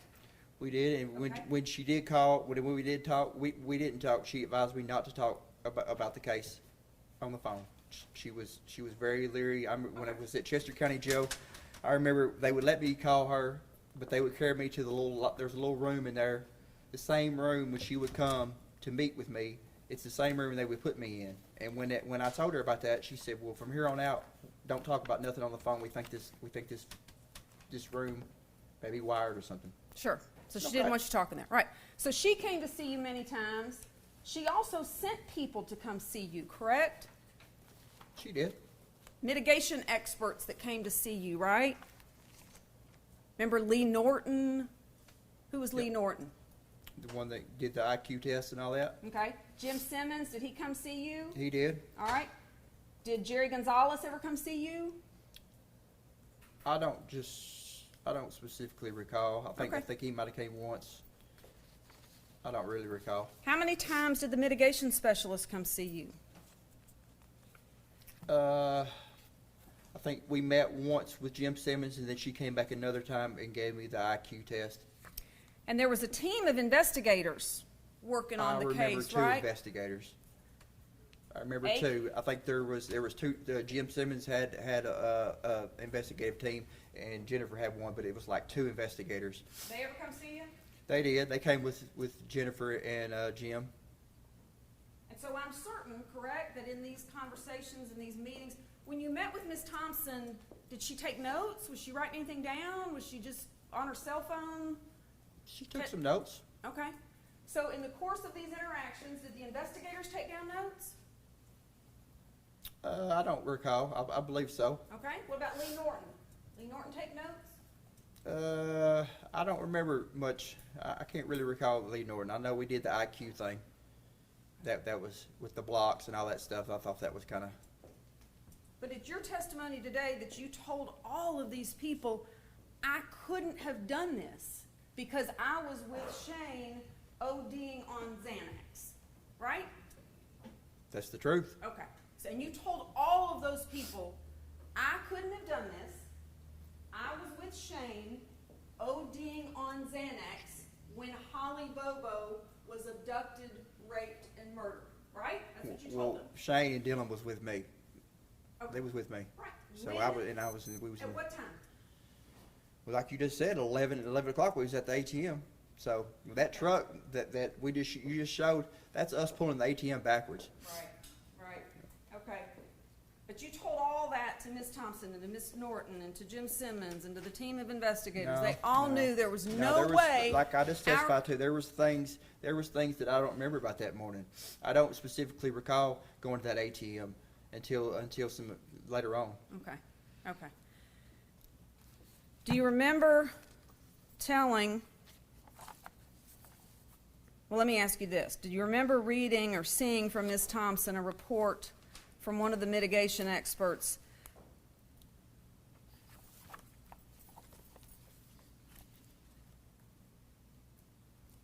there are problems with using his mother as mitigation because Zach shot her? Remember that? I know a minute ago I wrote it down because it was such a creative description of a shooting that somehow your mother's leg accidentally got in the path of a bullet that you accidentally had in your possession. I think is, I'm not getting it accurate, but you shot your mother. I did not shoot my mother like you're sitting here saying. I operated a firearm in a reckless manner. Rule number 1 of hunter safety: you're supposed to always, any weapon, you're supposed to treat it like it was loaded. I treated that firearm, that pistol, as it was unloaded, and it went off and it struck my mother in the knee. I did not voluntarily shoot my mother like you're sitting here, like you're trying to explain to everybody. I'm That did not happen. Trying to explain anything, That's Mr. what Adams. you're trying to make it like. No. What I'm trying to do is get to the truth for That the is the judge truth. and for this court. And you're well versed in the use of guns, aren't you? I am. You've been handling guns since you were about 8 years old, right? When your I am. grandfather taught you how to handle a gun and how to shoot Probably before that. deer. Probably before that. Okay, all right. So you know about all that. Yeah. You told the mitigation or the investigative team that came to see you that you've known Jason Autry for a long time, right? I believe I just testified to that. Right. You never told the police that, though. Yeah, I never told the police that. 'Cause I was scared of Jason. Okay. Jason's not a Thought he was person that you're just going to tell the police on.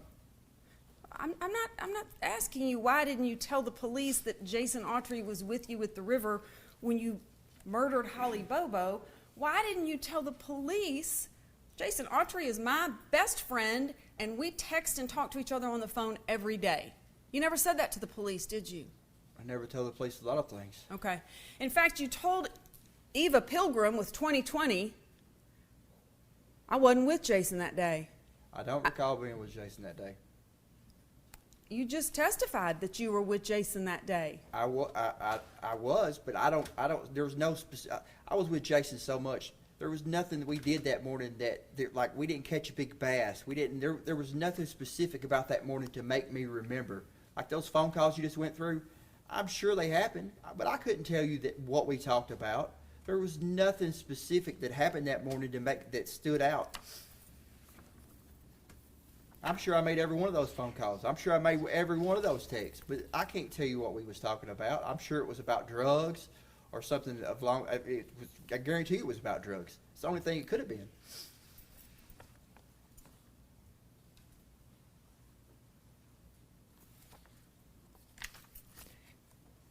Do you remember how many times you told your lawyers, I just want to go to trial.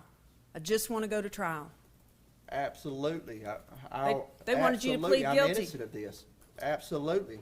I don't care if death penalty's on the table or not. Absolutely. I'll to my dying breath, I'll be innocent. And that's the truth.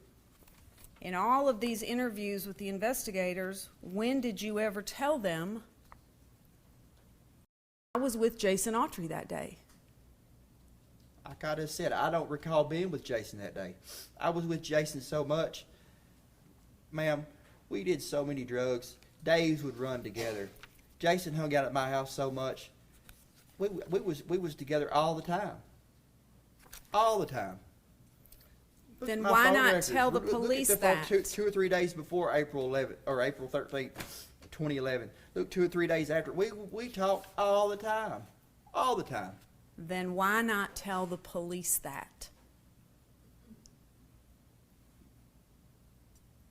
Do you remember telling investigators that people steer clear of Jason and I when we're together. Most people know we are up to no good. Remember telling them that? That's the truth. Most of the time me and Jason was together, we was up to no good. We was Well, usually getting high or going, he was usually trying to steal something. What kind of car did Jason drive back in April of 2011? PT Cruiser, gray, 4-door. Did he come to your house later that day before y'all went over to Dottie's? He did like, yeah, he came that day. So you did see him that day, later that day? I did. Okay. Yeah. All right, y'all went to Dottie's together, and you're both covered in blood, is what your brother and Shane told the police. You both had blood on your clothes. That's a lie. You know, that was, of course, that's a lie, yeah. So- And that's when y'all got in a fight, right? You and Shane got in a fight there. Yeah, but what? So he just pulls up my house. He got blood all over him. We're just gonna go go about our daily business with just blood all over. That makes no sense whatsoever. There's a lot about this that doesn't make much sense. You're right. Like But I'm telling you're you- absolutely right. Like those ATM videos. If we had those ATM videos of that day, you would see Shane Austin. You would see me in the driver's seat, and you see my brother in the back seat. But where are they at? Right. Right. If we could get those, if the TBI would have did their job and got that, we wouldn't be here today. Promise you, we wouldn't be here today. Jury heard that you were in Parsons at 11:16 in the morning. The jury heard that from your own expert. Miss and Wire, they did of course not they heard that. care. Do you know what time Holly Bobo was abducted? I don't. 7:50 in the morning on April 13th, 2011. So your defense team, you filed a notice of alibi, didn't you? You and your lawyers? Remember who your alibi witnesses were? Do you remember who you told the court your alibi witnesses were going to be in a written motion? I think it was what? No, I don't recall. Dick Adams, Dylan Adams, Shane Austin, Right. and Rebecca Earp. All the people that I seen that day.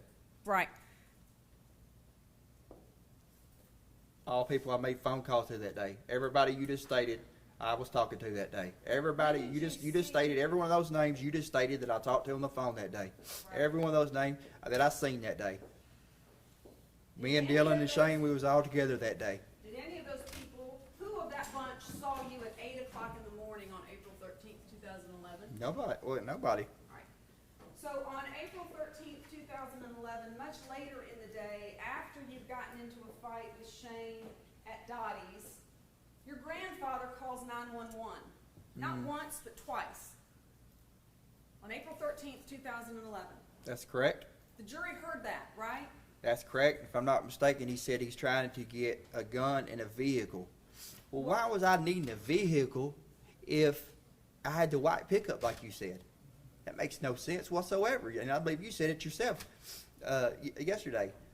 If I had access to a vehicle, why was I needing his vehicle? Maybe you were trying to get out of town fast because you That's just not the truth. It's kidnapped, because I didn't have a raped, vehicle. And murdered Holly Bobo. It's because I didn't have a vehicle. That's why I was trying to get his van. We could hit play. See if you recognize these voices.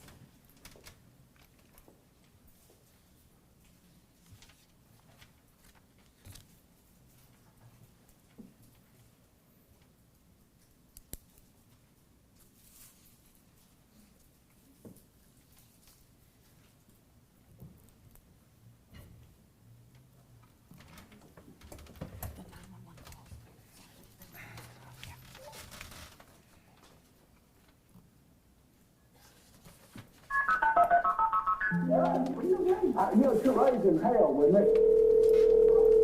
Is that your grandfather? That's Dick. 911, where's your emergency? Yeah, this is 260 Adams Lane. Zachary's down here raising hell again. Who? Zachary Adams. Okay. Causing trouble? Yeah, he's causing trouble. Is this Dick? Yeah, it's Dick. Alright, stay on the line with me. Okay. Did he get any weapons or anything? No, he don't have any weapons now. Did he have? Oh, he hasn't. He's just raising hell with me. Okay. County units, Minnie's been route 260 Adams Lane, 260 Adams Lane. I have a grandson causing problems. Come out 2147.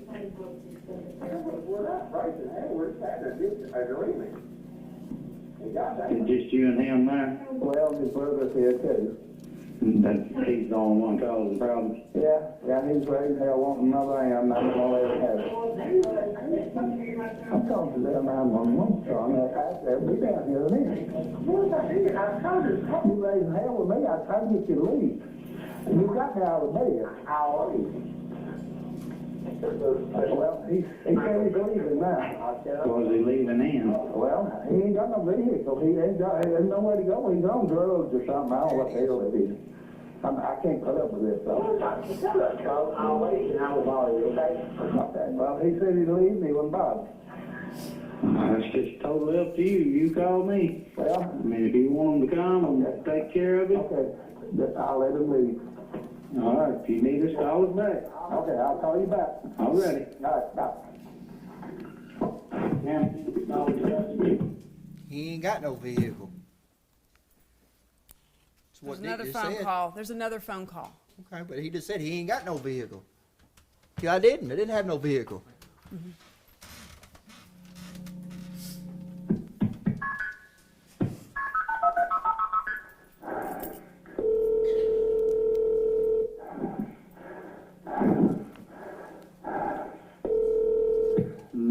Where's your emergency?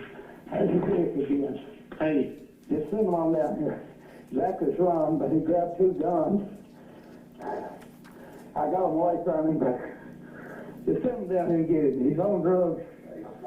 okay. Has he got any weapons now? And Hang on just a now he second. ain't got any weapons now. I've got him. Hang on just a second. County units will need units to be back en route to 260 Adams Lane. 260 Adams Lane. Also, I'm not gonna do it. Have subjects come back causing problems. I'm not gonna do it. Come out 150. Go ahead. Hang on, just stay on the phone. Okay. 706 Temple. Is he still there in the house? Now he's leaving. He's running out to his house now. Well, I'm tired of this. I can't put up with this. Where's he live? He lives right next door to me. What's his number? Do you know? 235 Adam 20. Has he got the guns or you got them No, I back? got him back. Okay. And now he may have one out to his house, an old muzzleloader or something. I don't know. He's all time cutting things Have off. you put the guns back up? I got him. Okay. You didn't have a car or a truck at that time, right? Because it had been confiscated on April 4th, correct? When you got arrested? It was confiscated, and then my granddaddy went and got it out and hid it at Betty Bell's house. He hid it from you, right? Yeah, and I didn't get it. So Holly got abducted April 13th, 2011. That Friday after this is when he took me up there to get the truck. It was hid behind their house, behind Betty Bell's house. What time did he take you up there? I don't recall, Miss Wyrick. I know it was around lunch, I would say. All right. And where's that truck today? You know more than I do. I'm sure the TBI had it. They searched it, right? They did. They searched the black pickup truck. They did. Searched a lot of cars that you had access to, right? Tore my house all apart. Right. How many cars that you had access to did they search? Do you remember? All the cars that y'all searched, none of them ran. That white Nissan never ran. How many cars and trucks that you had access to did the TBI search? The Silverado that was wrecked, that was incapacitated. Just give me a number. I'm counting right now. I'm counting. I'm doing it right now. If you just my Silverado that was crashed. I had a black Nissan that didn't run. The white Nissan that didn't run, and then there was another black Nissan that didn't run. That was just the parts. Okay. They searched it all. Yep. All right. There's more to this 911 tape, if we may continue. He's run to 235. He's run back to his house at 235. 706 Temple.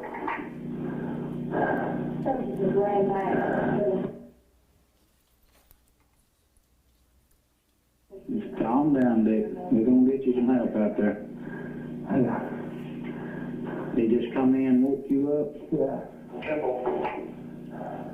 He's been let him sleep all day, and I can tell he's messed up on drugs. I called him solitude. And You just tell me if he comes back over, okay? okay.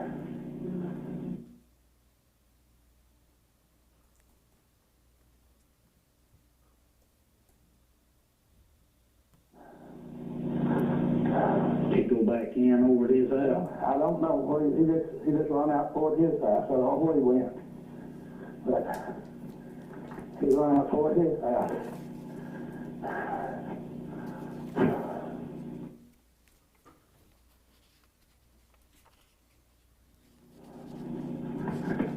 And he wanting you to give him your vehicle. Is that what you said? He's wanting you to give him the vehicle? Yeah, he want my vehicle. So I just had to go to Lexington and get I called him up there with a bunch of drugs next to Trace Park. And I had to go get my vehicle out where the record stored it in. Yeah. He messed up. I know it. He said he's the location.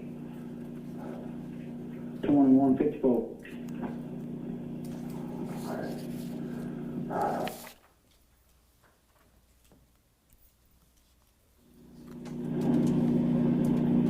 Don't know what all he's messed up on.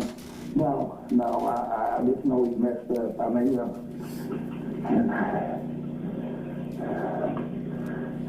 You haven't seen him since he took off, have you? no, he grabbed that couple of guns and I got him away from him. And he run. So he come to my house again, I tell him I'll shoot him. Hang on.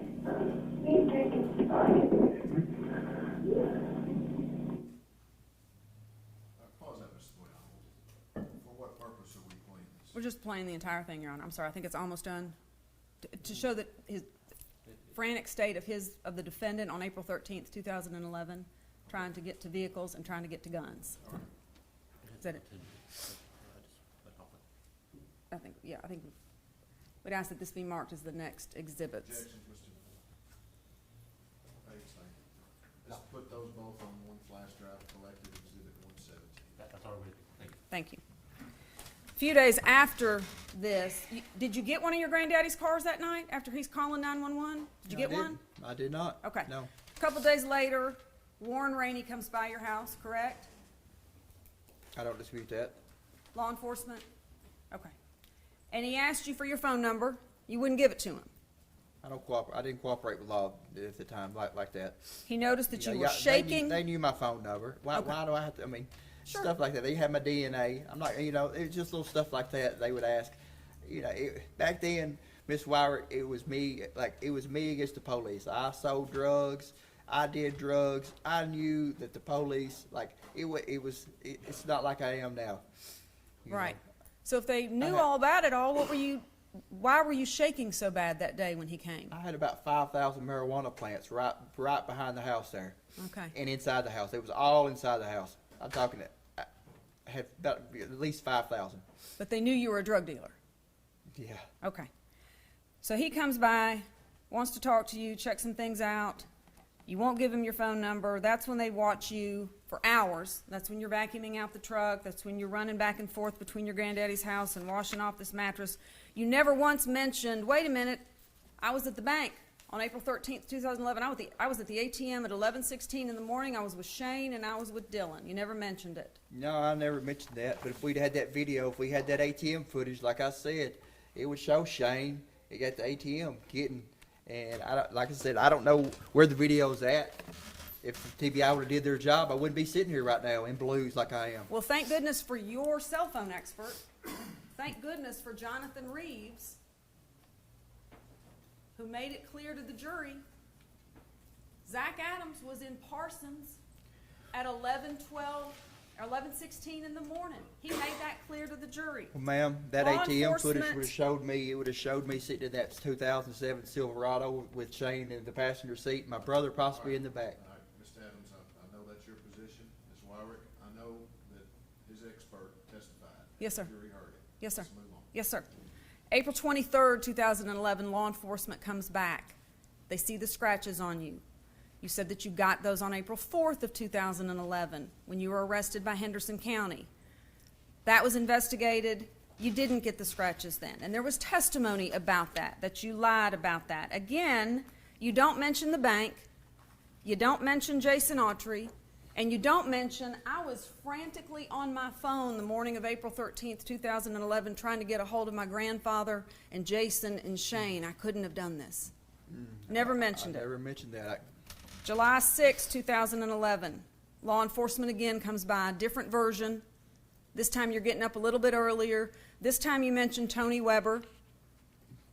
And when that was run to the ground, problem there was Tony Weber said, I didn't get gas that day. I wasn't at that gas station that day. I don't know what Zach Adams is talking about. Miss Wyrick, I believe that we found bank statements where he did get gas that day, and it wasn't once. I think it was twice, if No, I'm sir. not mistaken. Well, the record will reflect what the record reflects. August 28th, 2012 is the first time,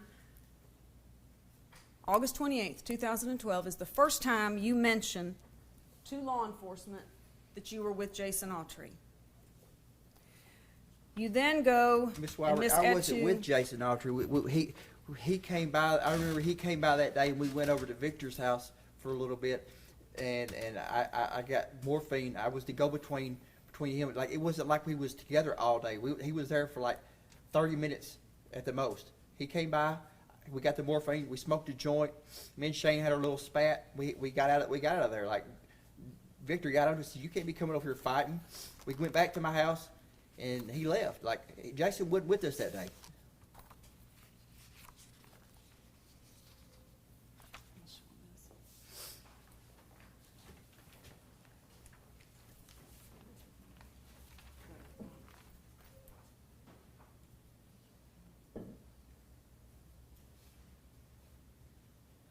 May I approach, Your Honor?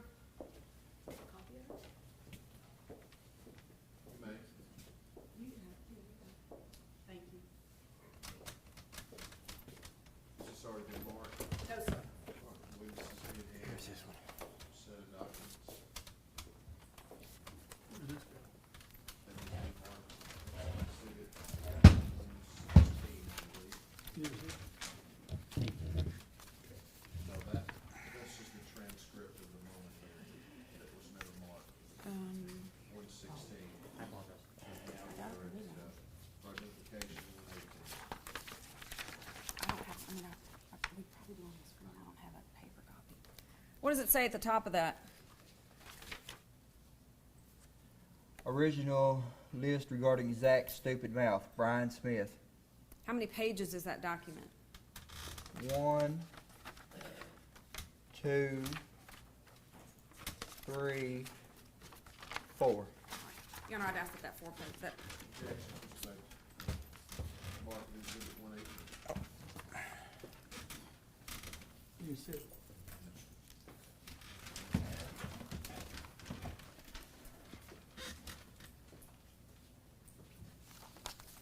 may I proceed, Your Honor? You may. Thank you. When did you hire Jennifer Thompson? Do you remember? I was arrested February 28th, 2014. I think it was later on that week she came. Her and Jim came. I wouldn't say I hired her right then, but she came on, and it was right before the preliminary hearing at the Decatur County for the trumped up charges that was later dismissed with Amber Bray and that. The charges where you held Amber Bray hostage? That, No. that was the accusation, correct? Until she gave you money? Until what? Till they gave you money? That's false. Okay. That was trumped up. Well, how come y'all didn't prosecute that then? That's what I'm asking you. Is that the case you're talking about? Yes, ma'am. Okay. You were also indicted at some point for threatening to kill your brother Dylan Adams, correct? I don't recall that. You don't recall being indicted for that? Ms. Wyrick, from February 28, 2014, do you know how many times this the TBIs came, they've dropped the charges, recharged me. I've been charged with so many things. I couldn't even tell you how many times y'all have dropped charges, recharged me, charged me with stuff, tampering with evidence, all kinds of stuff that never went to court over. So if you was to tell me that, I wouldn't. I don't recall, but I wouldn't doubt it. The jury heard testimony that you tried to get Jason Autry to kill Dylan Adams, your brother. Absolutely not. That's a total lie. The I love my brother with all my heart. The jury also heard testimony that you got word to Dylan Adams that he better keep his mouth shut. Was that a lie too? No, I did say that. I was upset, and that's the reason that all this happened is the lies that he told.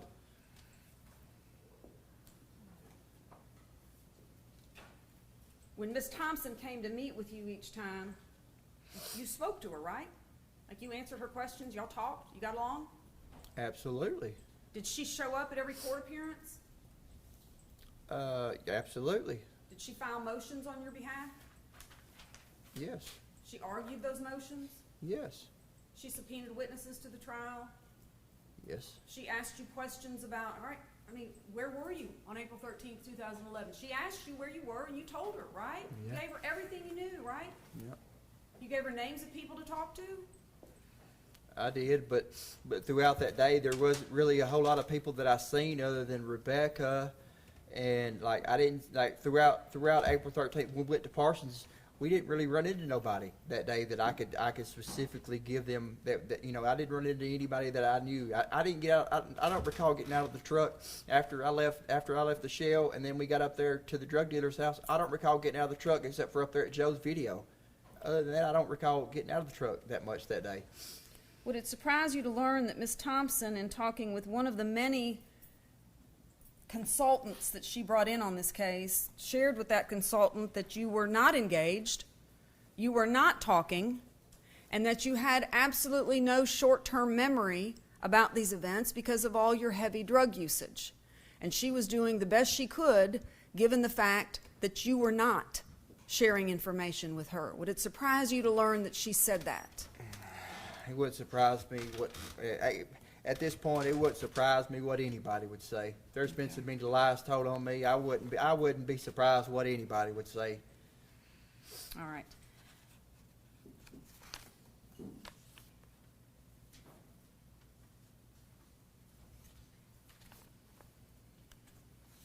You were convicted by the jury. How long did they deliberate? You remember? I don't recall. It was a couple days. A couple days, wasn't it? They were out a while. They took a while to come back and convict you, didn't they? I don't recall the amount. I know it was a couple. Okay. When you made the statement, no body, no gun, to Mr. Cooper and Kirk, you were just talking? I don't recall making that statement, ma'am. Okay. When you And- made the and that's statement, I another couldn't thing. have That's picked. another thing. Y'all had those two inmates, but there was a corrections officer that was right there too. How come y'all didn't get her to come up here and testify that I made those statements? She was right there. She was right there beside me. I was in protective custody. They had me up there in a cell. I wasn't in general population. I was up there in the front in a cell all by myself. They had me right there beside the guard. How come y'all didn't get her to come say that? How come y'all had to get two inmates? Oh, let me guess. Y'all couldn't give her a deal. Okay. You have an opportunity to explain. Okay. You finished? Yeah. Okay. You were convicted by the jury, and then conversations started about the next phase, right? About the death penalty. Which if I'd had to do over, I'd have went on and let them get the death penalty. It'd have been, I'd have got better appeals. I would have went on. If I'd hindsight been 50-50, I'd have went on. I wouldn't have took this deal. Well, you could have taken a deal, Mr. Adams.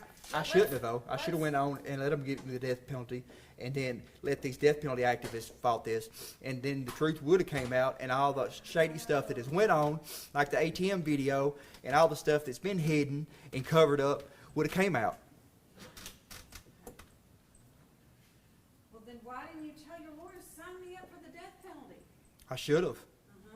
They came to you and tried to get you to plead to something lesser than life without parole, right? I wouldn't. I ain't going to. I never will. I won't ever plead to nothing. I'm innocent. Why would I plead to something I didn't do? Okay. That'd be stupid. After you were convicted, you began having conversations with your lawyers, right, about the next phase, or did they not talk to you about it? Did y'all talk about it? We talked. Okay. And they said the state is willing to take death off the table and give you life without the possibility of parole, right? Did they say that to you? They did. They did, and they come back and they said the first time, I believe it was they didn't want me to have no appeals. I said no, absolutely not. So you took And life I do with, remember that at this point there was some animosity between Mr. Jim Simmons and and Jennifer, because Jim came to me trying to get me to plea out behind Jennifer's back. And then after I said, no, I'm not pleading out to something I didn't do, he made me sign a motion. He wanted me to write a motion to the judge because he wanted to recuse himself. In which I did. you accepted life without parole, right? I did. Okay. What year was that? 2017, September. You remember writing a letter to Ms. Thompson in 2018? Do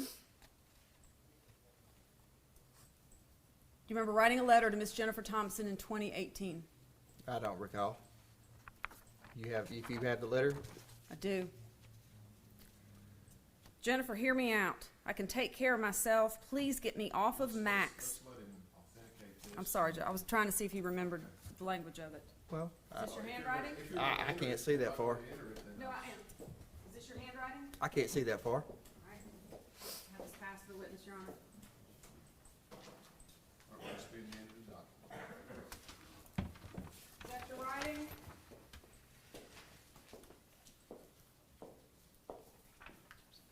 That is. Okay. Your Honor, I ask that that be marked as the next numbered exhibit. Mark it as exhibit 119.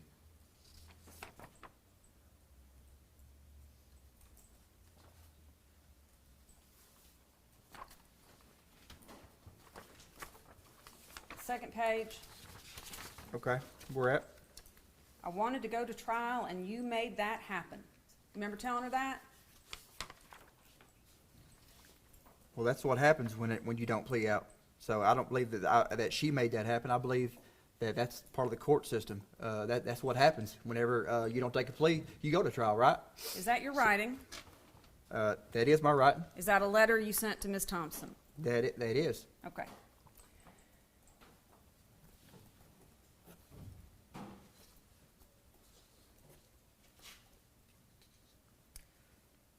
May 22nd of 2024. Anything else with this letter? No. Just pass No, it sir. down, please, Chief. Sorry, thank you.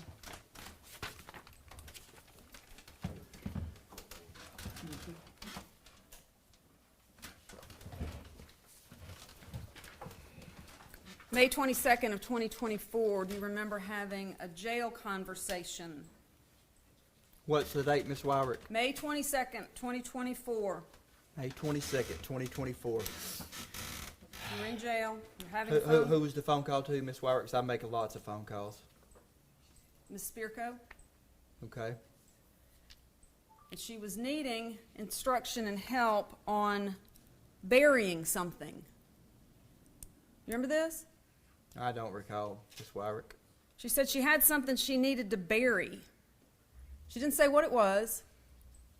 And you told her where to go. You instructed her to go to a piece of property that your family owned. You remember this? Okay. Yeah, I remember. You remember that? Seems like I remember. Seems Okay. like I do. Keep going, though. Told her to go to that property and bury something. And not to take a cell phone with her. You remember that? Okay. Do you remember that? Seems like I do. Okay. Do you know what it was that she needed to bury? I don't recall. Okay. Do you? Do you know what she needed to bury? I do. Okay. But- What was it? I don't really recall. I don't really recall the conversation exactly, but it was something to do with if something happened to me, it was the story, so if something happened to me while I was in prison, it was the interview that I gave to her of everything that the truth. That's what it was. Nothing further, Your Honor. Redirect this. Yes, Your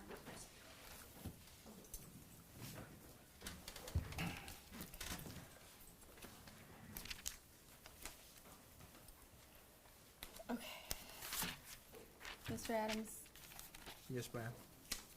Ms. Wyrick asked you a bunch of questions about how hard Ms. Thompson worked in preparing for your defense. Do you recall that line of questioning?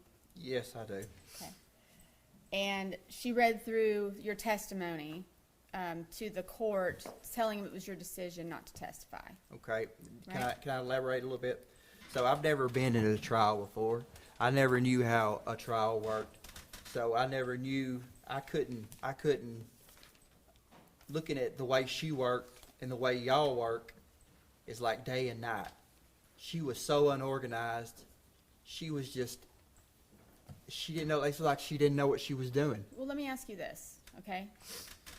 Did you have any idea that your attorney did not know the circumference of a .380 round? I did not. Did you have any idea that your attorney did not know the difference between a cell phone expert and a cell phone tracking expert? I did not. But I do know we had unlimited resources that we could have hired any kind of expert available. And we didn't. I believe the only experts we hired were a jury consultant and a cell phone expert.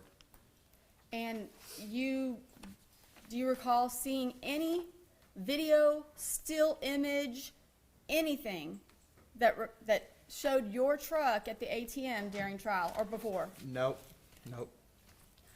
I remember I told Miss Thompson that about me being at the Delta, and I remember she was asking me like which pump I was at, but no, I've never seen no video of the ATM.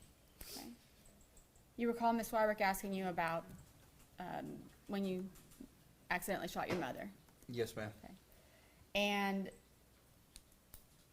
she read off a report from a medication expert that said that using your mother, that it would be a problem using your mother as a mitigation because you shot her, right?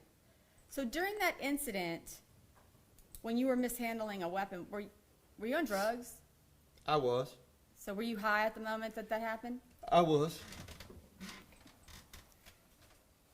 And do you typically remember 10 days after a regular day of your activity, everything that you've done? 10 days ago, I couldn't tell you how many times I used the bathroom or how many phone calls I made or exactly who I talked to. But I could tell you that I probably talked to my mom. I probably talked to my granddaddy. There's 2 or 3 people that I always talk to. But other than that, I couldn't tell you what we talked about, the substance of the conversation, what I ate, or a lot of things. No. Did the police at any time ever ask you specifically about Jason Autry? They did not. They just wanted to know where I was that day. Where was you at, Zach? And I told them exactly where I was at. Okay, so your testimony was that you met up with Jason Autry and went to Dinsmore's to go buy morphine, right? Mm-hmm. Okay, so is that something you would want to tell the police? Absolutely not. And you also mentioned that, Mr. Autry's a commanding figure. Would you agree? 6'6", he's a big dude. And you said that you didn't want to get on his bad side, right? Absolutely not. So we heard the 911 calls from your grandpa. Yes, ma'am. Was that the first instance that you ever had your grandparents have to call 911 or had problems with them? No, ma'am. Because you were using drugs, right? That's right. And you would get in fights with your grandparents. That happened a lot. They would say I was high, and we would have an argument, and that was the easiest way for them to get me in jail and get me cleaned up. Happened all the time. I would go to jail, and I would take a plea, and I would plea out. Happened all the time. Happen all the time. And I just want to be clear, Ms. Wyrick characterized she read off all the text exchanges that you had the morning of April the 13th, 2011. Do you recall that? She said you were frantically texting. Mm-hmm. Were you frantic that morning? I was not frantic. I had been up arguing with Rebecca, and I was asleep. Like I said, I don't recall going to the river with Jason that morning. It's because nothing stood out that morning. We didn't catch no big bass. He didn't have a large amount of drugs. There was nothing that morning that was out of the ordinary. And the only reason I remember Shane calling is Shane never called like that. He never asked me that. And I was like, Shane, why would you call and ask me if I wanted to overdose on Xanaxes? But it's just the way Shane was. He was just kind of he was trying to be funny about things. So that's something that stood out to you about that day. It is. And isn't it the reason that you're testifying about, you testified earlier that you don't have a specific memory of going to the river with Jason Autry that day. I don't. So is it because the phone records that you've reviewed? I'm not disputing the phone records, but I don't remember it. But that's the whole thing. I went to that river so much with Jason. He would come by. He would come by, and he said, "Let's ride the river." We would go down and we would fish for 10 or 15 minutes, and we would go back. We would smoke some weed. Sometimes we would just go down there and get high and smoke meth, or we would go down there so often. You know, it was a place that we hung out. And the document that you received that said all the stupid things Zach said. Have you ever seen that document before? I haven't. I haven't. 1 second, Your Honor. All right, that's all I have. Were you, Questions? one more question. Were you at the river on April 13th, 2011 with Jason Autry? The phone records says that. Were you- I do not remember. Were you at the river? The phone Honor, records. I'm going to object. He's answered that. He says he didn't remember. All right, we have an objection, it's asked and answered. Are you asking a different question? I am, because I recall two different answers now. On April 13th, 2011, were you at the Tennessee River with Jason Autry? The phone records reflect that. Like I said earlier, I'm not disputing the phone records, but there's nothing about that morning that stood out. So I'm not disputing being at the river with Jason. I went to the river so much with Jason, I'm not disputing that. But there's nothing about that morning that stood out. And no reason to dispute the phone records, right? That's right. Nothing further.